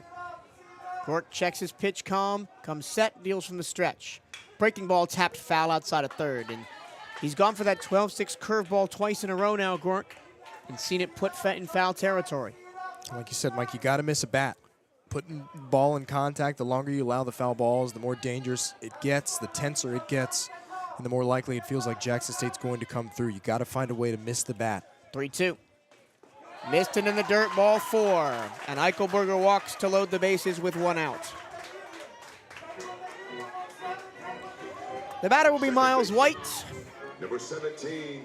White grounded out to first in the 2nd, then flew out to center in the 4th, singled in the sixth, then was on second, tried to come home on a single by Sebastian Cabeza and was thrown out by a bullet by Garrett Chun in left field at home, 7-2.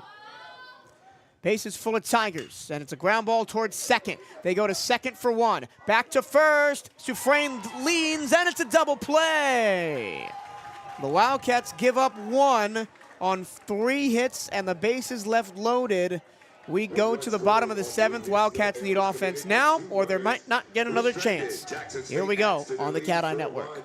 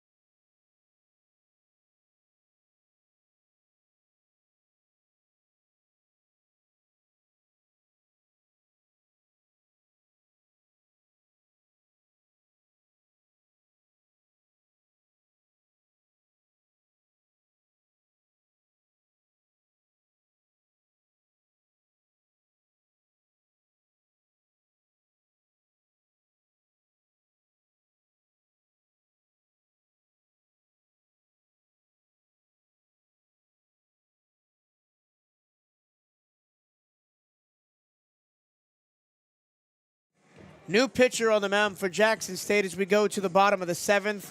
Giandrick Lorenz did about as well as you could have asked for if you're Coach Omar Johnson, and they hand it off to Brandon Haston, the Dallas, Georgia native, formerly played at Georgia State here in Atlanta, and the last 2 seasons he's been a Jackson State Tiger. On the year, an 8.19 ERA, 29 2/3 innings pitched.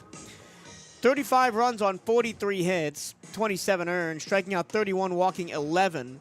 He's given up 5 doubles, a triple, 2 homers, 5 wild pitches, and 6 hit by pitches. Once again, his average 8.19. And Brandon Haston was with the Tigers last year and on the mound for the 2 big Wildcat wins over Jackson State. In the final series of the season, he gave up a walk-off home run to Robert Moya in the middle game to clinch the number 2 seed for the Wildcats.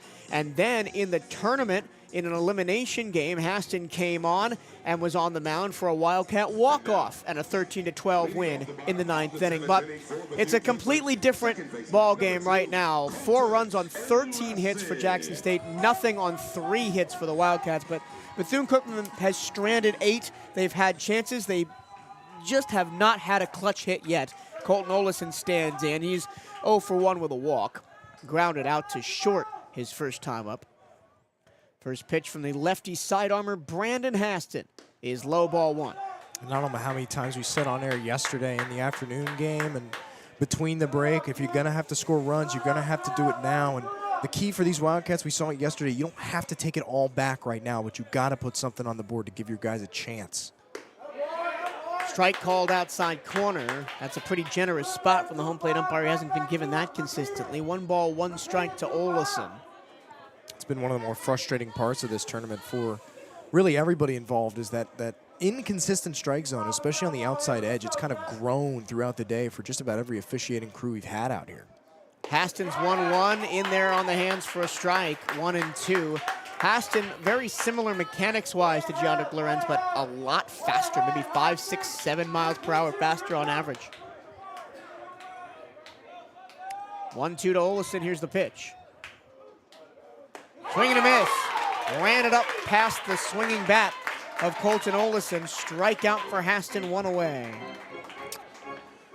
Colton Wilson having a brief check with the home plate official after, but just plain chased one right there up in the zone. Not much you could do with it but pop it up, even if you were able to make contact, and just starting to maybe see a little bit of desperation swings creep in. The top of the lineup has to start hitting now. Here's Daniel Figueroa.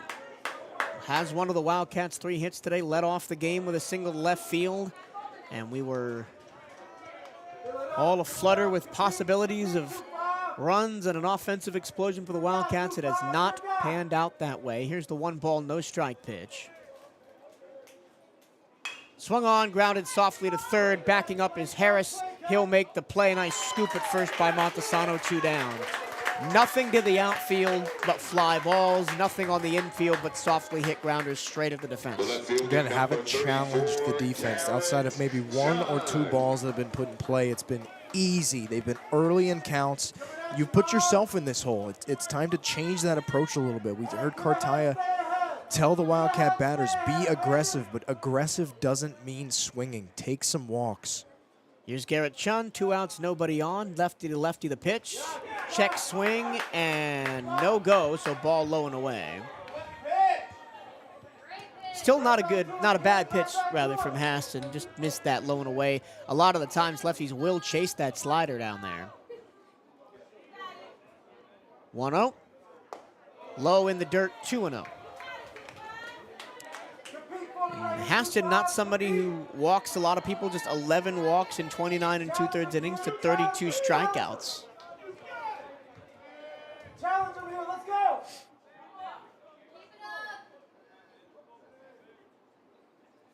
The 2-0 is on the outside corner with the fastball for strike 1. Repeat it, 2-5. I see Steven Spurgeon's warming up for Jackson State. We saw him on Thursday. Sean lines it softly to short. Fielded by Tate, and that's the end of the inning. No runs, or no hits. Just an 11-pitch inning for Brandon Haston, and we go to the 8th, 4-0 Jackson State on the CatEye Network.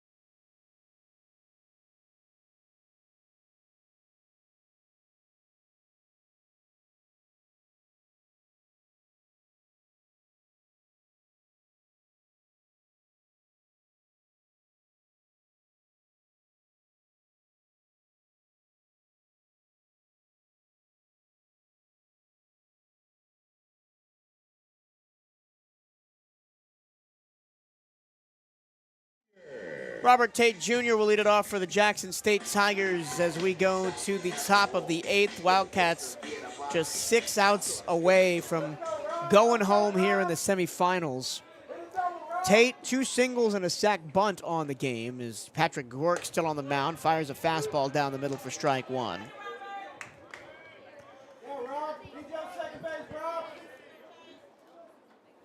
Gork working quickly, fouled straight back, 0-2. On a picture-perfect day, which it's turned out to be after rain this morning pushed the game back an hour, now perfectly blue skies, sun raining down here at about 3 o'clock Eastern time. As Gork goes with a big curveball and gets Tate to strike out. And again, even up 4 in the game, Jackson State swing, swing, swing. They're always going to swing. It's part of their charm. It's part of when it gets frustrating for the Tigers, but it's got them now on the precipice of the championship game. Here's Jalen Williams, reached on an error in the second, then grounded out to third and struck out in 2 further appearances, both of those against Tanner Bocabello. This is only the 3rd batter that Patrick Gork has faced.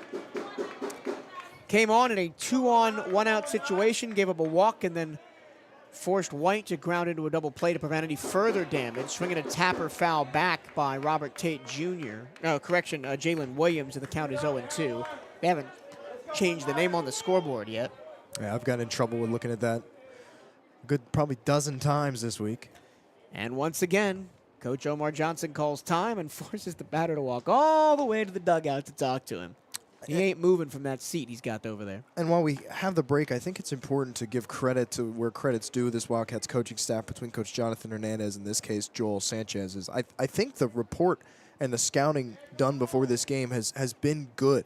You've worked, again, starting on the outside half of the plate, primarily breaking stuff. You've come inside later to be able to get those swings and misses, guys be able to foul stuff off. Outside of a couple of bad pitches, really the one highlighted by the long ball, Wildcats pitching staff has done a good job of attacking Jackson State and missing a lot of bats. Again, it's really just been the bats on the other side for BCU that haven't done their job to keep up. 0-2, swing and a miss. High cheese, Jalen Williams goes down, and Patrick Glort pumps his fist behind the mound. 2 straight Ks for him. And maybe, again, something that you work on for next year, whether it's with a new crop of recruiting guys or working with the guys that you have, is working with guys on base. Because how much of a different guy does Patrick Glort look like right now when the base paths are empty and he's not forced into a situation with runners in scoring position? The batter is Sebastian Cabeza, 1 for 3, a single in the 6th. Lined into a double play in the 2nd that flied out to right in the 5th. Breaking ball catches the outside edge for strike 1. And Glort, you've mentioned it a ton this year, maybe has the best pitch mix of anybody on this staff. He goes fastball, slider, changeup, 12-6 curve. And when he's able to set that curve up with the other pitches in his arsenal, especially that fastball, how much difference in velocity there is. It can be tough when he just has so many different options to go to when he gets ahead in the count. 1-1, fastball strike, on the hands 1 and 2. Fishing and crew has been given a lot of space on that inside half of the plate. I mean, I'm not sure as a hitter what you can do with that ball, but they've been consistently calling that inside edge all day. Back up a little bit in the box and try and turn on it is what I would do. 1 ball and 2 strikes, and a punch out on a 12-6 curve. Sabeza goes down, and Glort strikes out the side. So we go to the bottom of the 8th. Wildcats not done yet. They've still got 6 outs to work with, down 4-0 here on the CatEye Network.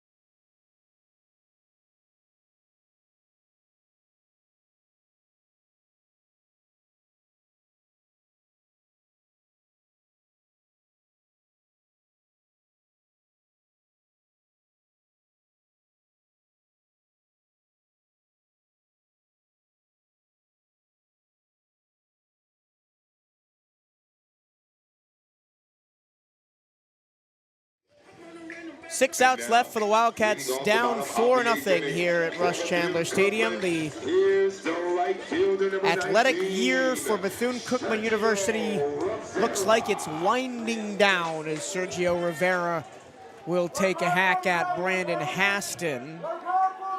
Rivera 1 for 3, an infield single, a strikeout, and a ground out to the first base side, which with a really good play from Montesano to track it down, didn't let it go up the first base line.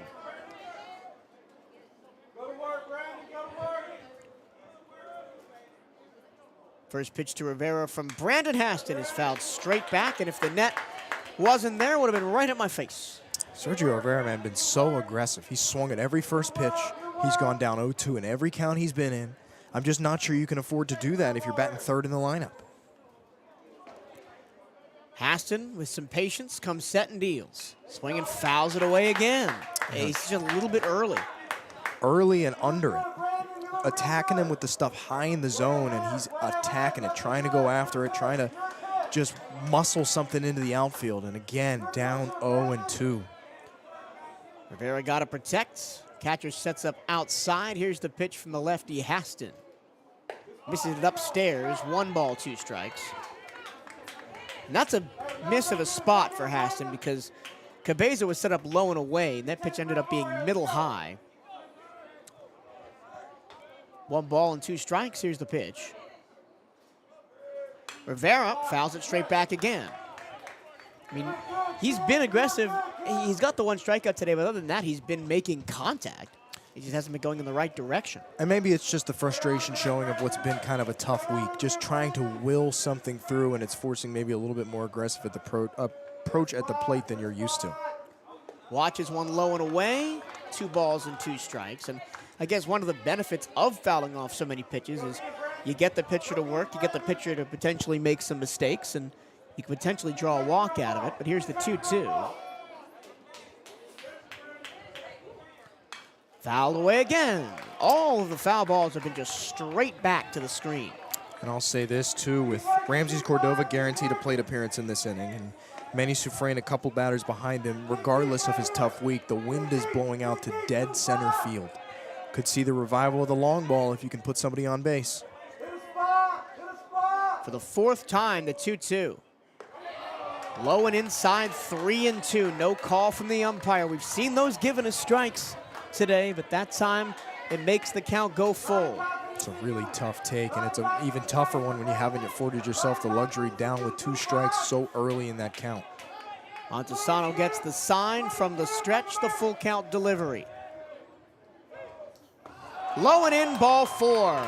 Rivera turns and double claps to the Wildcat dugout as the Wildcats put the leadoff man on for the first time since the 4th, excuse me. The designated hitter, number 21. Really, it's all it takes. Again, like Colton Olson said, if the Wildcats can see 1 go across in this inning, look out in the 9th. It's not going to be easy. Jackson State's going to throw everything they have at you.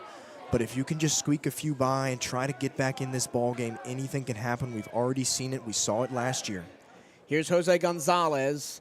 He's made good contact twice in this game. A line out to right and then a fly out to center. Spinning a throw back to first. Olison is there. Why did I put that walk for Colton Olison? He is not even close to being in the game. Rivera is on first. A long week up here in the broadcast booth. Swinging a drive, left field and deep. Goodbye, home run.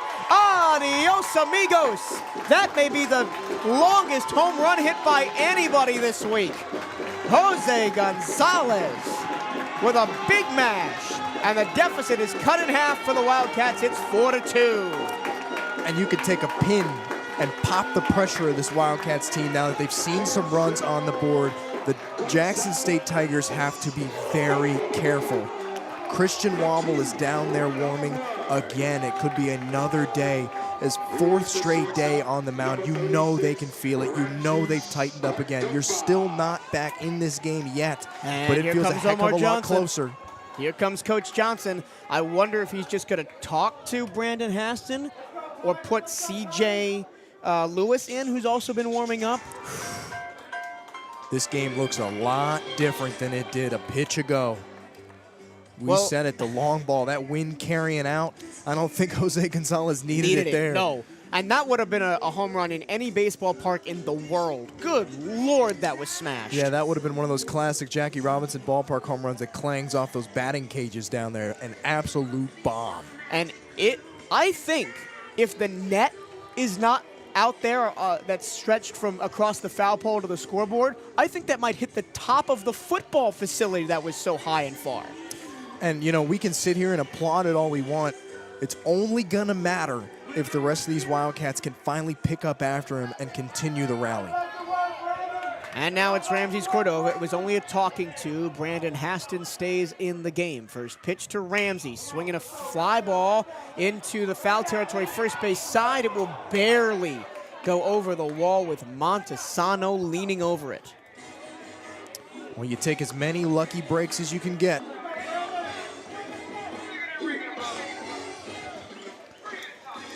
Cordova 1 for 3, single to left in the fourth, then grounded out to third in the first to end the inning and fly down to center in the sixth. 0-1 from Haston. Ramses watches it upstairs at the letters, 1 ball and 1 strike. But again, the long ball is fine, as you said, but you gotta start putting hits together to try and get back into this one. 4-2, Jackson State. Ground ball up the middle. That's got a chance, and it's through for a base hit. And see, this is why we talk so much about getting to the bullpen. You don't look on paper, you know, Brandon Haston's been good, but he's different than what you're used to seeing, and that's all it takes is something different. That's back-to-back pieces of hard contact. That's an outstanding walk from Sergio Rivera, and now look out, who knows where Omar Johnson is going with this pitching change. Haston done. A brilliant first inning, but 3 batters faced in the 8th. Walk, home run, single for Brandon Haston. And he's a guy who hasn't thrown it all this week.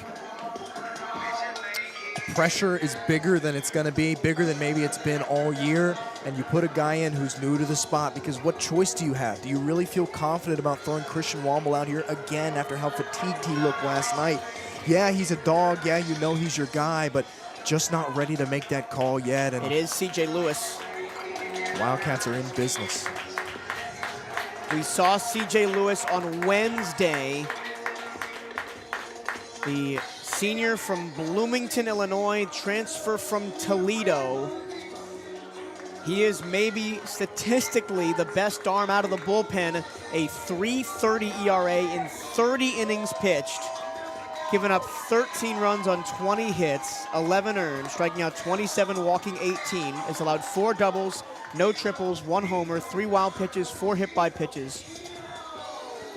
And this is the best arm that Jackson State has left, I think, because I don't know how much more Womble has in the tank, and I know that Coach Johnson doesn't want to have to go to him. And if you're the Wildcats, you don't have time to adjust. You need to stay on your scouting report. We always see Derek Cartaya pulls all the hitters together every time we have a pitching change, goes over plus pitches, his pitch mix, where you can find a way to get to him. You don't have the luxury of sitting back and waiting and then trying to figure it out. You're down to crunch time. So you're going to have to stay with your guns, remain disciplined at the plate, and make him throw strikes. And now the wind is blowing out towards left. Also, this is the first righty the Wildcats have seen today. 2 lefties with Lorenz and Haston, and another kind of sidearmy delivery. 3rd one in a row for Jackson State. As C.J. Lewis, who has been so excellent, he's been a premier middle innings guy, not really someone you bring in to get saves. He has 2 on the year, 1 against Alcorn State and 1 against Alabama A&M. We've seen some of these sidearm delivery guys struggle with control. There's been some wild pitches, some hit batters. It's tough. It's just such a different look for the Wildcats, but there might not be anybody I'd rather have at the plate to start it off than maybe one of the most disciplined hitters in the country in Irvin Escobar. Escobar walks twice, was caught in the middle of a double play in the 2nd, and then grounded out to 3rd in the 6th. He squares to bunt. They throw over to 1st, and back in is Ramses Cordova. With no outs and 2 runs behind. Yeah, 2 runs behind. I'm not sure the bunt is really necessary here, but Escobar squares. He will pull it back, strike 1. The 3rd baseman, Harris, is almost standing right in front of Urban Escobar when that ball hit the plate. He charged really hard. Escobar is a great bunter, but again, I'm not sure if it's the right call here, down 2. And they go back to 1st again, and Cordova in. And they're selling out for the bunt. It's not like they're putting it down late. He's putting it down before Lewis even gets into his pitching motion. Let's go. Here's the bunt. The pitch, he pulls it back. Oh, he tried to pull it back and lift it over the third baseman's head who charged, and he ended up fouling it away, and it's 0-2, and now he's got to swing. I don't hate the call. Yeah, that ball ran in a little bit on the hands, so he wasn't able to get clean flush contact with it. 0-2. Catcher sets up outside. Here's the pitch from Lewis. Swing, and it's off the end of the bat. Foul again.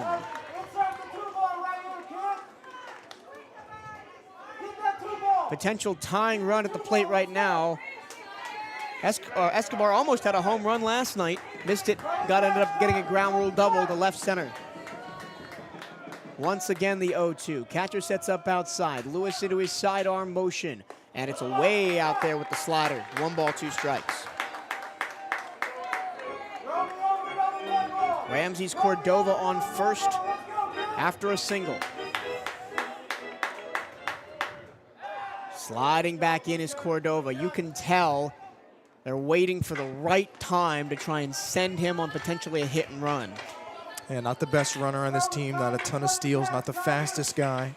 So you got to pick your spots. 1-2. Fouled away again to the right-hand side. He's trying to go opposite field. You've seen it in every time he's swung the bat, but it's tough to do when the ball is in on your hands. That ball's left out over the outside of the plate. It's going to be an easy dump out into right. Big hole through the first base side with Montesano holding Cordova on first. Swinging a grounder up the middle. That might be 2. It's grabbed by the shortstop on his second. 1 back to first.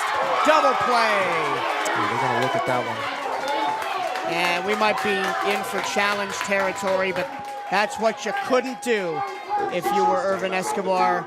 Put it right back up the middle, and Tate and White were playing so far to the middle to try and play that double play ball. It was basically right at the shortstop. And it's going to be one of those plays that you're going to look at regardless. You know, you don't blame Jonathan Hernandez for going to the headset. Haven't used one yet. You're this late in the game. It's this important of a call. Going to definitely take a look at it. We're going to look at the replay here on the SWAC's broadcast. It looked close in real time. The call on the field was out. Definitely out at second. Here's the throw. Ooh, he might be safe. It's close. It's another one. Bang, bang. Wildcats maybe at a disadvantage here with the call being out on the field, so we've seen plenty go to that old inconclusive evidence. That's so close. It is really close. And the glare of the sun off the base combined with the white shoes of Irvin Escobar make it even harder. We're also going to have to get an angle from that outfield side to see, because you can't tell if the ball is all the way in the glove with the catch made from that first base side. Now we're seeing an angle right behind first base. From that angle, it looks like it's even, and a tie goes to the runner. Or in this case, maybe, again, just inconclusive. It's close. Well, we're going to have a pinch hitter for Manny Sufrain. The freshman Michael Rodriguez is on deck, and I don't blame Coach Hernandez for going this route, because Manny Sufrain has struggled this week, and it's been a tough one for somebody that the Wildcats really were relying on coming into this tournament. Yeah, and it's tough. I mean, one of your big home run hitters, a guy that in this ballpark you would think would feast on that wall out there, especially out into right field, but just hasn't had it. Coach Hernandez told him he got a little pull happy early in the week, and it's just been a lot of weak fly balls. It's really been the issue for Sufrain, and it's a shame, but got to try to put the guys in the best position to keep moving runs across, and Coach Hernandez thinks at this point that it's Michael Rodriguez. This is a long review, and out at first is Irvin Escobar. I think you're right, Bryce. Not enough evidence to overturn the call on the field, which was out. Yeah, I think if that call was made safe on the field, I think you probably see it stand as well. Just one of those ones, really tough to tell, and not enough to conclusively overturn it. At that point, if you're Jonathan Hernandez, you still review it either way. I mean, you don't have anything to lose at this point late in the game. Still have another challenge left. That might be the backbreaker for Bethune-Cookman. Still down 4-2. You're not going to be shut out for the third time this year, BCU. And now here's the freshman, Michael Rodriguez.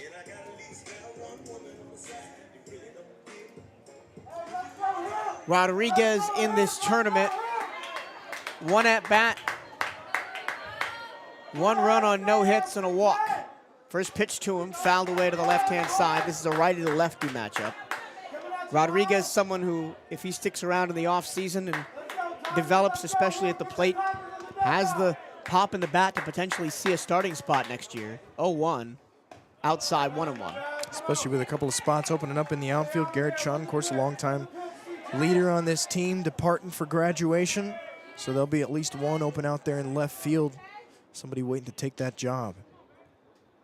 1 ball, 1 strike. The pitch from C.J. Lewis is upstairs, ball 2. Missed his spot.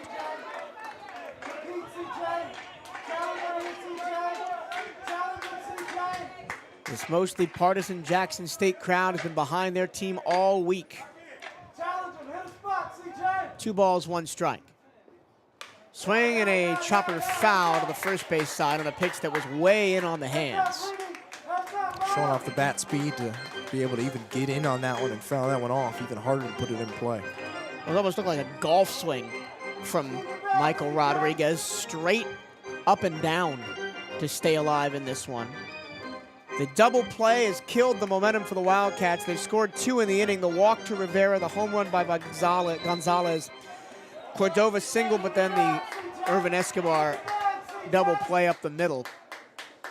Rodriguez laces one down the left field line. That's going to head towards the corner. He's going to turn towards second. Here comes the throw. The relay is not in time as Rodriguez keeps his foot on the bag, and it's a double for the freshman. Oh, he celebrated and then fell over. Thankfully, he'd already called for time.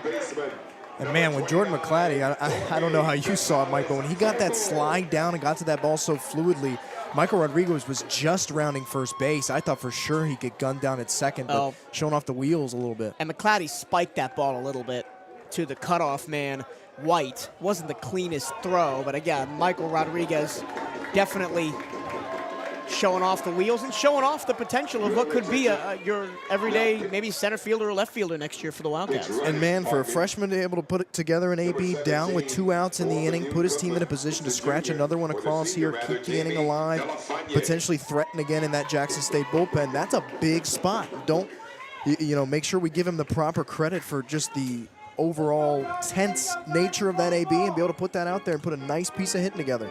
That's what the Wildcats have lacked. I don't think that might be the first line drive double we've had all week. It's either been home runs or little dribbler singles, and most of the time the Wildcats just haven't been making good contact.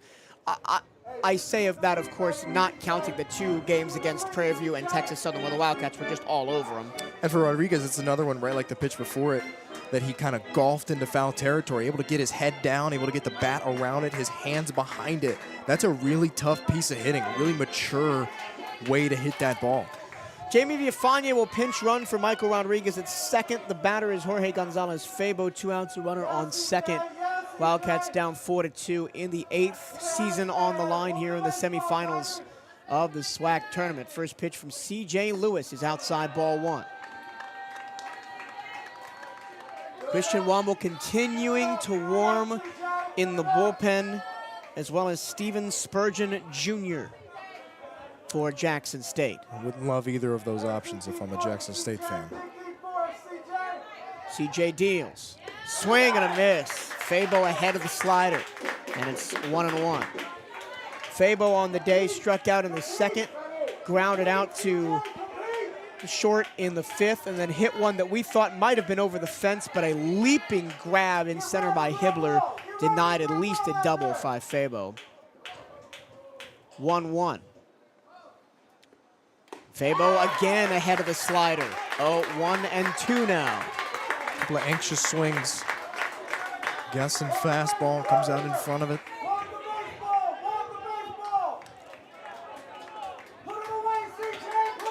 Big arm dangle from C.J. Lewis. Here's the 1 ball, 2 strike delivery. Swing and a miss, 3 straight sliders.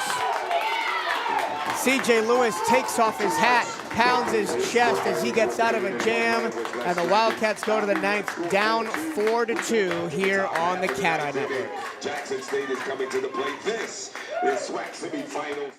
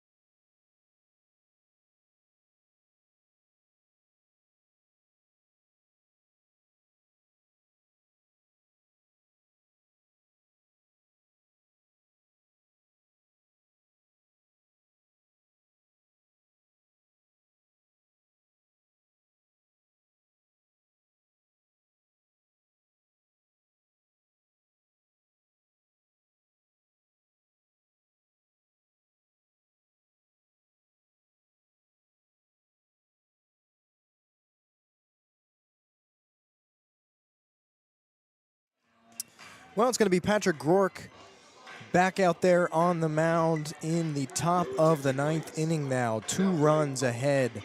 Jackson State up 4-2. 13 hits on the board on the day for the Tigers. They put that pressure on all day long.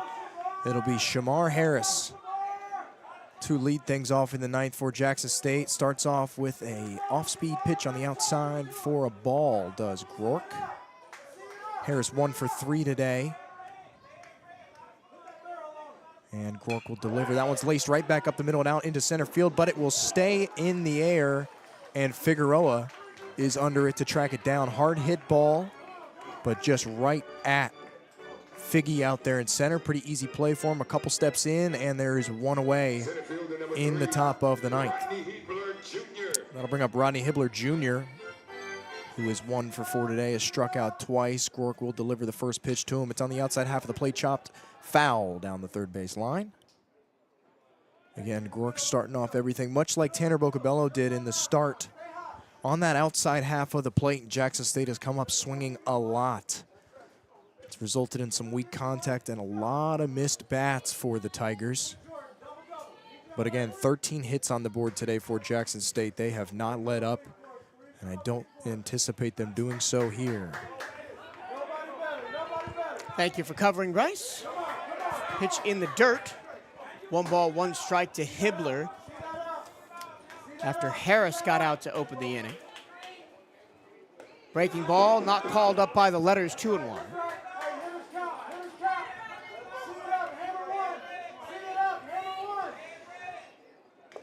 Breaking ball just tapped foul at the plate, 2-2. Last inning, potentially, of the school year. We kind of got sappy about this a little bit yesterday when we thought the Wildcats were dead and buried. It seems a little bit more real today. 2-2. Bounce to the plate, 3-2. I'll tell you this right now, though, as much as I'm sure we'll get to, just another chance to step back and take a look at another year in college athletics, that I think the Wildcats are going to give us something in the 9th. They just don't go away. 3-2, ball 4. We got to get to the bottom of the 9th first as Hibbler walks. And he's been on base 2 straight times after going 0 for 3 to start the game. Now here's McClatty with 1 out and 1 on. And really it's been the top of this Jackson State order. Hibbler, McClatty, Montesano, Eichelberger. That's really been the big threats today. Whereas the Wildcats' top of the order has not been great. That's kind of been the name of the whole tournament. Again, like you said earlier, you almost throw out the Prairie View and Texas Southern game and just turn this into a 3-game series against Jackson State, because those two are really just batting practice. We know that's how the SWAC West kind of operates, that offensive-heavy league, not a ton of pitching out there. So, yeah, sure, you got your runs in against those two. You did your job. But when it's mattered, the guys who you've expected to do it have not consistently been there. A 3rd straight throw to first, 3 straight slides in from Hibbler. That's a dangerous game with Gonzalez-Fabo now over there at first base. Switched out, and Manny Sufrain was pinch hit for Michael Rodriguez.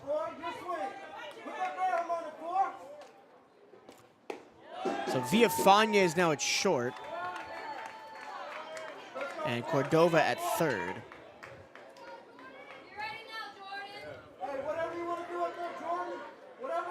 0-1 is the count to McClatty. Here's the pitch from Groark.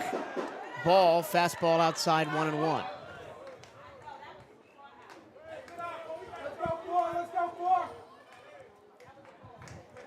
And the 2 teams that are sitting in the stands right now getting ready to play the other semifinal replay after this, Florida A&M and Grambling State, as there's a strike, 1-2, are licking their lips because they think if they can get through this next game, they've got a shot at Jackson State in the finals tomorrow, unless the Wildcats can pull off a miracle in the bottom of the 9th. Going to be two very depleted teams coming in for Championship Sunday. Show you a lot of grit, even, if the Wildcats are the ones to make it through here. We like to think up here they're set up pretty well, but there's a lot of tired legs, tired arms. Been a long week of baseball for guys who just aren't used to that much. 1 ball and 2 strikes from Groark, pitches in the dirt, 2-2. And when he K'd the side back in the 8th, he was just going at hitters, and now he's starting to nibble at the corners and up and down a bit, trying to get swings.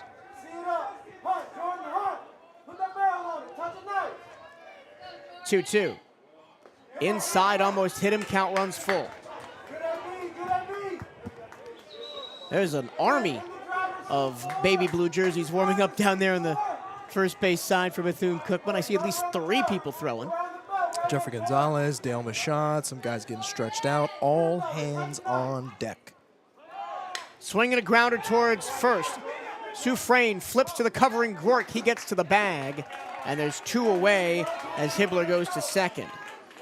Nice play there. Gonzalez-Fabo put into a spot that he has not been in a lot this season. Seen a couple of plays over there at first base throughout, but good maturity to communicate well. They're going to walk Lenny Montesano here. He was the home run hero. Opposite field at the short porch and right, a 3-run bomb in the 5th to give Jackson State the lead that they have not relinquished. So now first and second 2 outs for Joseph Eichelberger. Out on a little tapper at the plate in the first. Sack bunt, fielder's choice in the 4th reached. Flew out to right in the 5th. Ground ball too short. Cordova misplays it. He throws across the first, not in time, and the bases are loaded. Well, again, we talk about the ball finding you. Jamie Villafane out there subbed into shortstop. The ball finds you challenged, just lets him eat him up a little bit. Credit to Gonzalez-Fabo again at first base for being able to make that pick, keep the ball in front of him, and prevent a run coming in, because we know how different a 5-2 lead looks from 4-2. Every run counts this late in the game. I think that's why we're seeing Coach Hernandez go out there and calm his guy down, or maybe we'll see a late call to the pen. I don't think that one can't be on Gork. He got the soft ground ball that he needed. Villafane, all he needed to do is scoop it and flip it to Olison at second. We're out of the inning, on to the bottom of the 9th. Absolutely, absolutely. Part of it may just be Coach Hernandez, challenging his guys one more time, as we've heard him do throughout this tournament, telling him this is your spot. If we did, for whatever reason, see a call to the pen, it absolutely would not be on Gork, as Coach Hernandez is going to head back out. He's been good, especially with nobody on base. He's been able to work well. See how well his stuff plays one more time. Needs to get one more out to give his Wildcats a chance. Bases full of Jackson State Tigers for the first time since the 7th inning. They held him to 1 then. You really need to hold him to none now. The batter is Miles White. Ground out, fly out, single, ground into a double play for White today. First pitch, a fastball, strike outside corner and low. I'd stay on that outside half of the plate. Jackson State has missed a lot of bats out there. Gork deals, low and in, ball 1. You cannot walk anybody with the bases loaded. I mean, that sounds simple, but you just got to throw strikes here. Be no more frustrating end. He got another Nice one. pitch. Strike low and away. He went back to that spot from the first pitch. And now you can do a lot here. You can go back inside. That breaking ball inside has eaten Jackson State up. He goes for the fastball. It's tapped towards first. Soufrain fields to the covering Gork, and the Wildcats get out of the bases loaded jam in the 9th. Final ups for the Wildcats in the season coming up as they're down 4-2 here on the CatEye Network.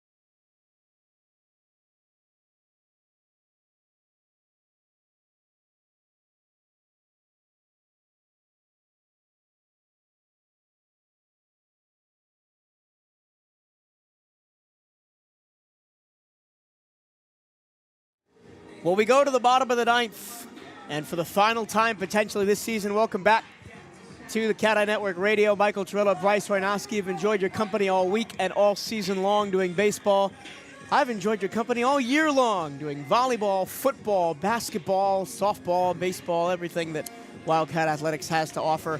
The Wildcats need a miracle, down 4-2 in the bottom of the ninth, and the Jackson State Tigers tune to their best arm. It's Christian Womble. Well, their best arm with 160 pitches in the last 3 days. And I'm telling you right now, that arm is feeling it. And if that's the case and he can't locate, look out below. I'll tell you right now, there's no person I'd rather have to lead off this inning than the captain himself. It is Colton Olison. He was the hero last night in the Wildcat comeback. Scored the game-tying run in the ninth and knocked in a run as well. Womble, righty to righty, deals. Strike right down the middle. Going to be a lot of bats on the shoulders here. Womble starts to locate early. You might change that approach, but make him throw strikes. 0-1, ground ball right back to Womble. A beautiful snag. And there's one away in the inning as he walks it over to first. It's been a great job all day defensively from the Jackson State pitchers, knowing their role. Once that ball is out of their hand, you are a defensive player. Another great leap and play.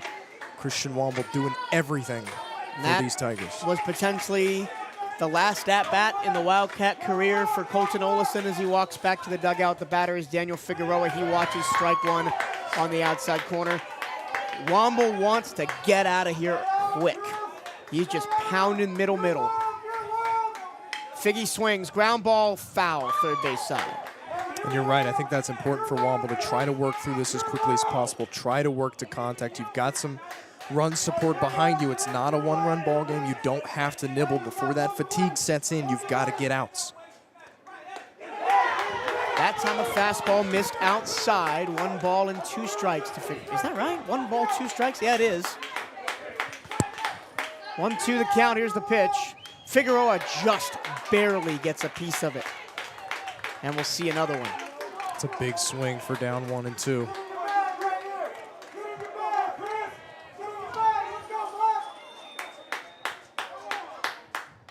In on the hands, fouled away. 1-2 again. This is a Jackson State team that coming into the last week of the season was in danger of missing the tournament entirely. If they faltered against Alabama A&M, the Bulldogs might have taken their spot. But they took care of business as Figueroa fouls it off again, third base side. And now the Tigers are 2 outs away from a trip to the finals. That's a credit to the coaching staff down there. I think a team that's whole is greater than the sum of their parts. 1-2 low in the dirt. 2-2 tough take for Figueroa there. Good at bat. Didn't start out how you wanted it to, but again, fouling off pitches, setting yourself up for those takes. In play, in the air to shallow right. McClatty tracks it, and the Jackson State Tigers are 1 out away from the finals. The Wildcats 1 out away from going home, short of their goal. And it's the senior, Garrett Chun. If there was anybody maybe to be named a co-captain of this team with Colton Olison, it is number 34. One of the most consistent guys all year, on and off the field, a grinder. Womble quickly into his motion. Ground ball, it's going to roll foul barely outside of first. Thought that one might tick the edge of the bag right there, but just stays foul and the Wildcats stay alive. This is perfect for Womble, right? 10 pitches, 2 outs. He's just working middle. Fastball, changeup, nothing too taxing on the arm. And, I mean, he'll come out again tomorrow in the finals. Pitch 5 straight days. He's that kind of player. As Coach Cartaya is going to take one more moment to talk to his senior there on the third base side. And this has been a really special senior class for Bethune-Cookman, especially the guys that have stayed for most of it through the transition, through the COVID year. Guys like Sean Olison, Frankie Feblis, who's had some moments late in the season and in this tournament. And they've put the team on their back for long stretches. Here's the pitch. Chun swings, fouls it away, and the Wildcats are down to their last strike. And I think it's important to remember with all those guys, you mentioned Olison, you mentioned Feblis, Dale Machad, they didn't have to come back. There was no reason that they needed to come back to this program. Many of them left to go play ball elsewhere in the downtime. Some others stayed. Did not have to make the choice to come back to Bethune-Cookman, but it's a credit to the coaching staff and it's a credit to the guys who wanted to stay here in Daytona Beach and wanted to build something. And they've built something really special here. Just may fall a little bit short. The 0-2 outside. See, Womble doesn't get the call. Stares in with daggers at the home plate umpire. We'll see one more pitch. And here it is. It's low and outside again in the exact same spot, 2-2. I'm not sure what you're complaining about. He threw the pitch in the same spot, and the umpire called it the same way. Just ready to explode is this crowd. 2-2. Swing and a soft chopper to second. White throws over, and Jackson State are going to the finals. Christian Womble gets mobbed on the mound. Bethune-Cookman's season ends at 33-27 as they go one short of returning to the finals for a second straight year.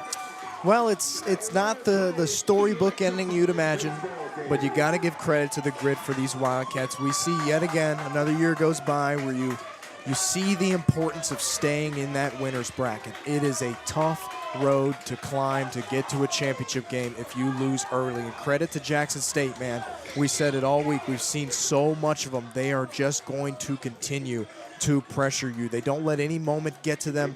And it takes a lot to bounce back from the way that last night finished, even outside of maybe the suspension and dealing with a coach thrown out.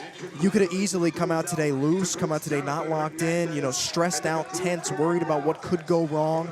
And instead you came out and played, and you continue to play the same game that you've played all year long. An offensively dangerous team. Not a team that I would want to face in the championship tomorrow. And for the Wildcats, the same issues that have haunted them all season haunt them again in this semifinal game. Not being able to get off the field with 2 outs, not finishing batters off in favorable counts, and the bats just going cold and giving pitchers easy rides through multiple innings. Giandrick Lorenz threw 89 pitches after he threw 72 2 days ago.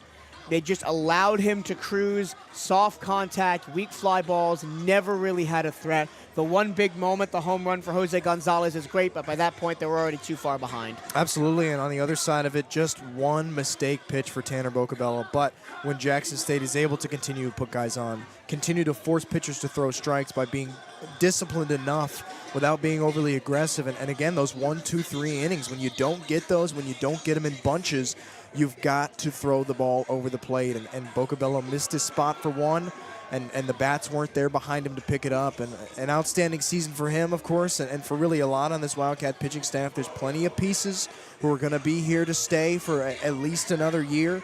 This is going to be a team that's not going to go away. They need a couple of things to add to their game. You talk about trying to add a little bit of pop, trying to establish the top of the order, get a few guys. Between Chun is a guy you're going to miss, and of course you're going to miss the leadership of Colton Olison. You always want to add some bullpen arms. We saw the Wildcats get in a little bit of trouble, especially when guys had to come in, don't have the stuff to compete when there's guys already on the bases, and so they let up a couple of extra runs here or there that could have been the difference. Now it's time to build for 2025, and we know that Coach Hernandez is well at work doing just that. Your final line score, Jackson State 4 runs on 13 hits, no errors, and 9 left on. Bethune-Cookman 2 runs on 6 hits, 1 error, probably should have been 2 errors, and 9 left.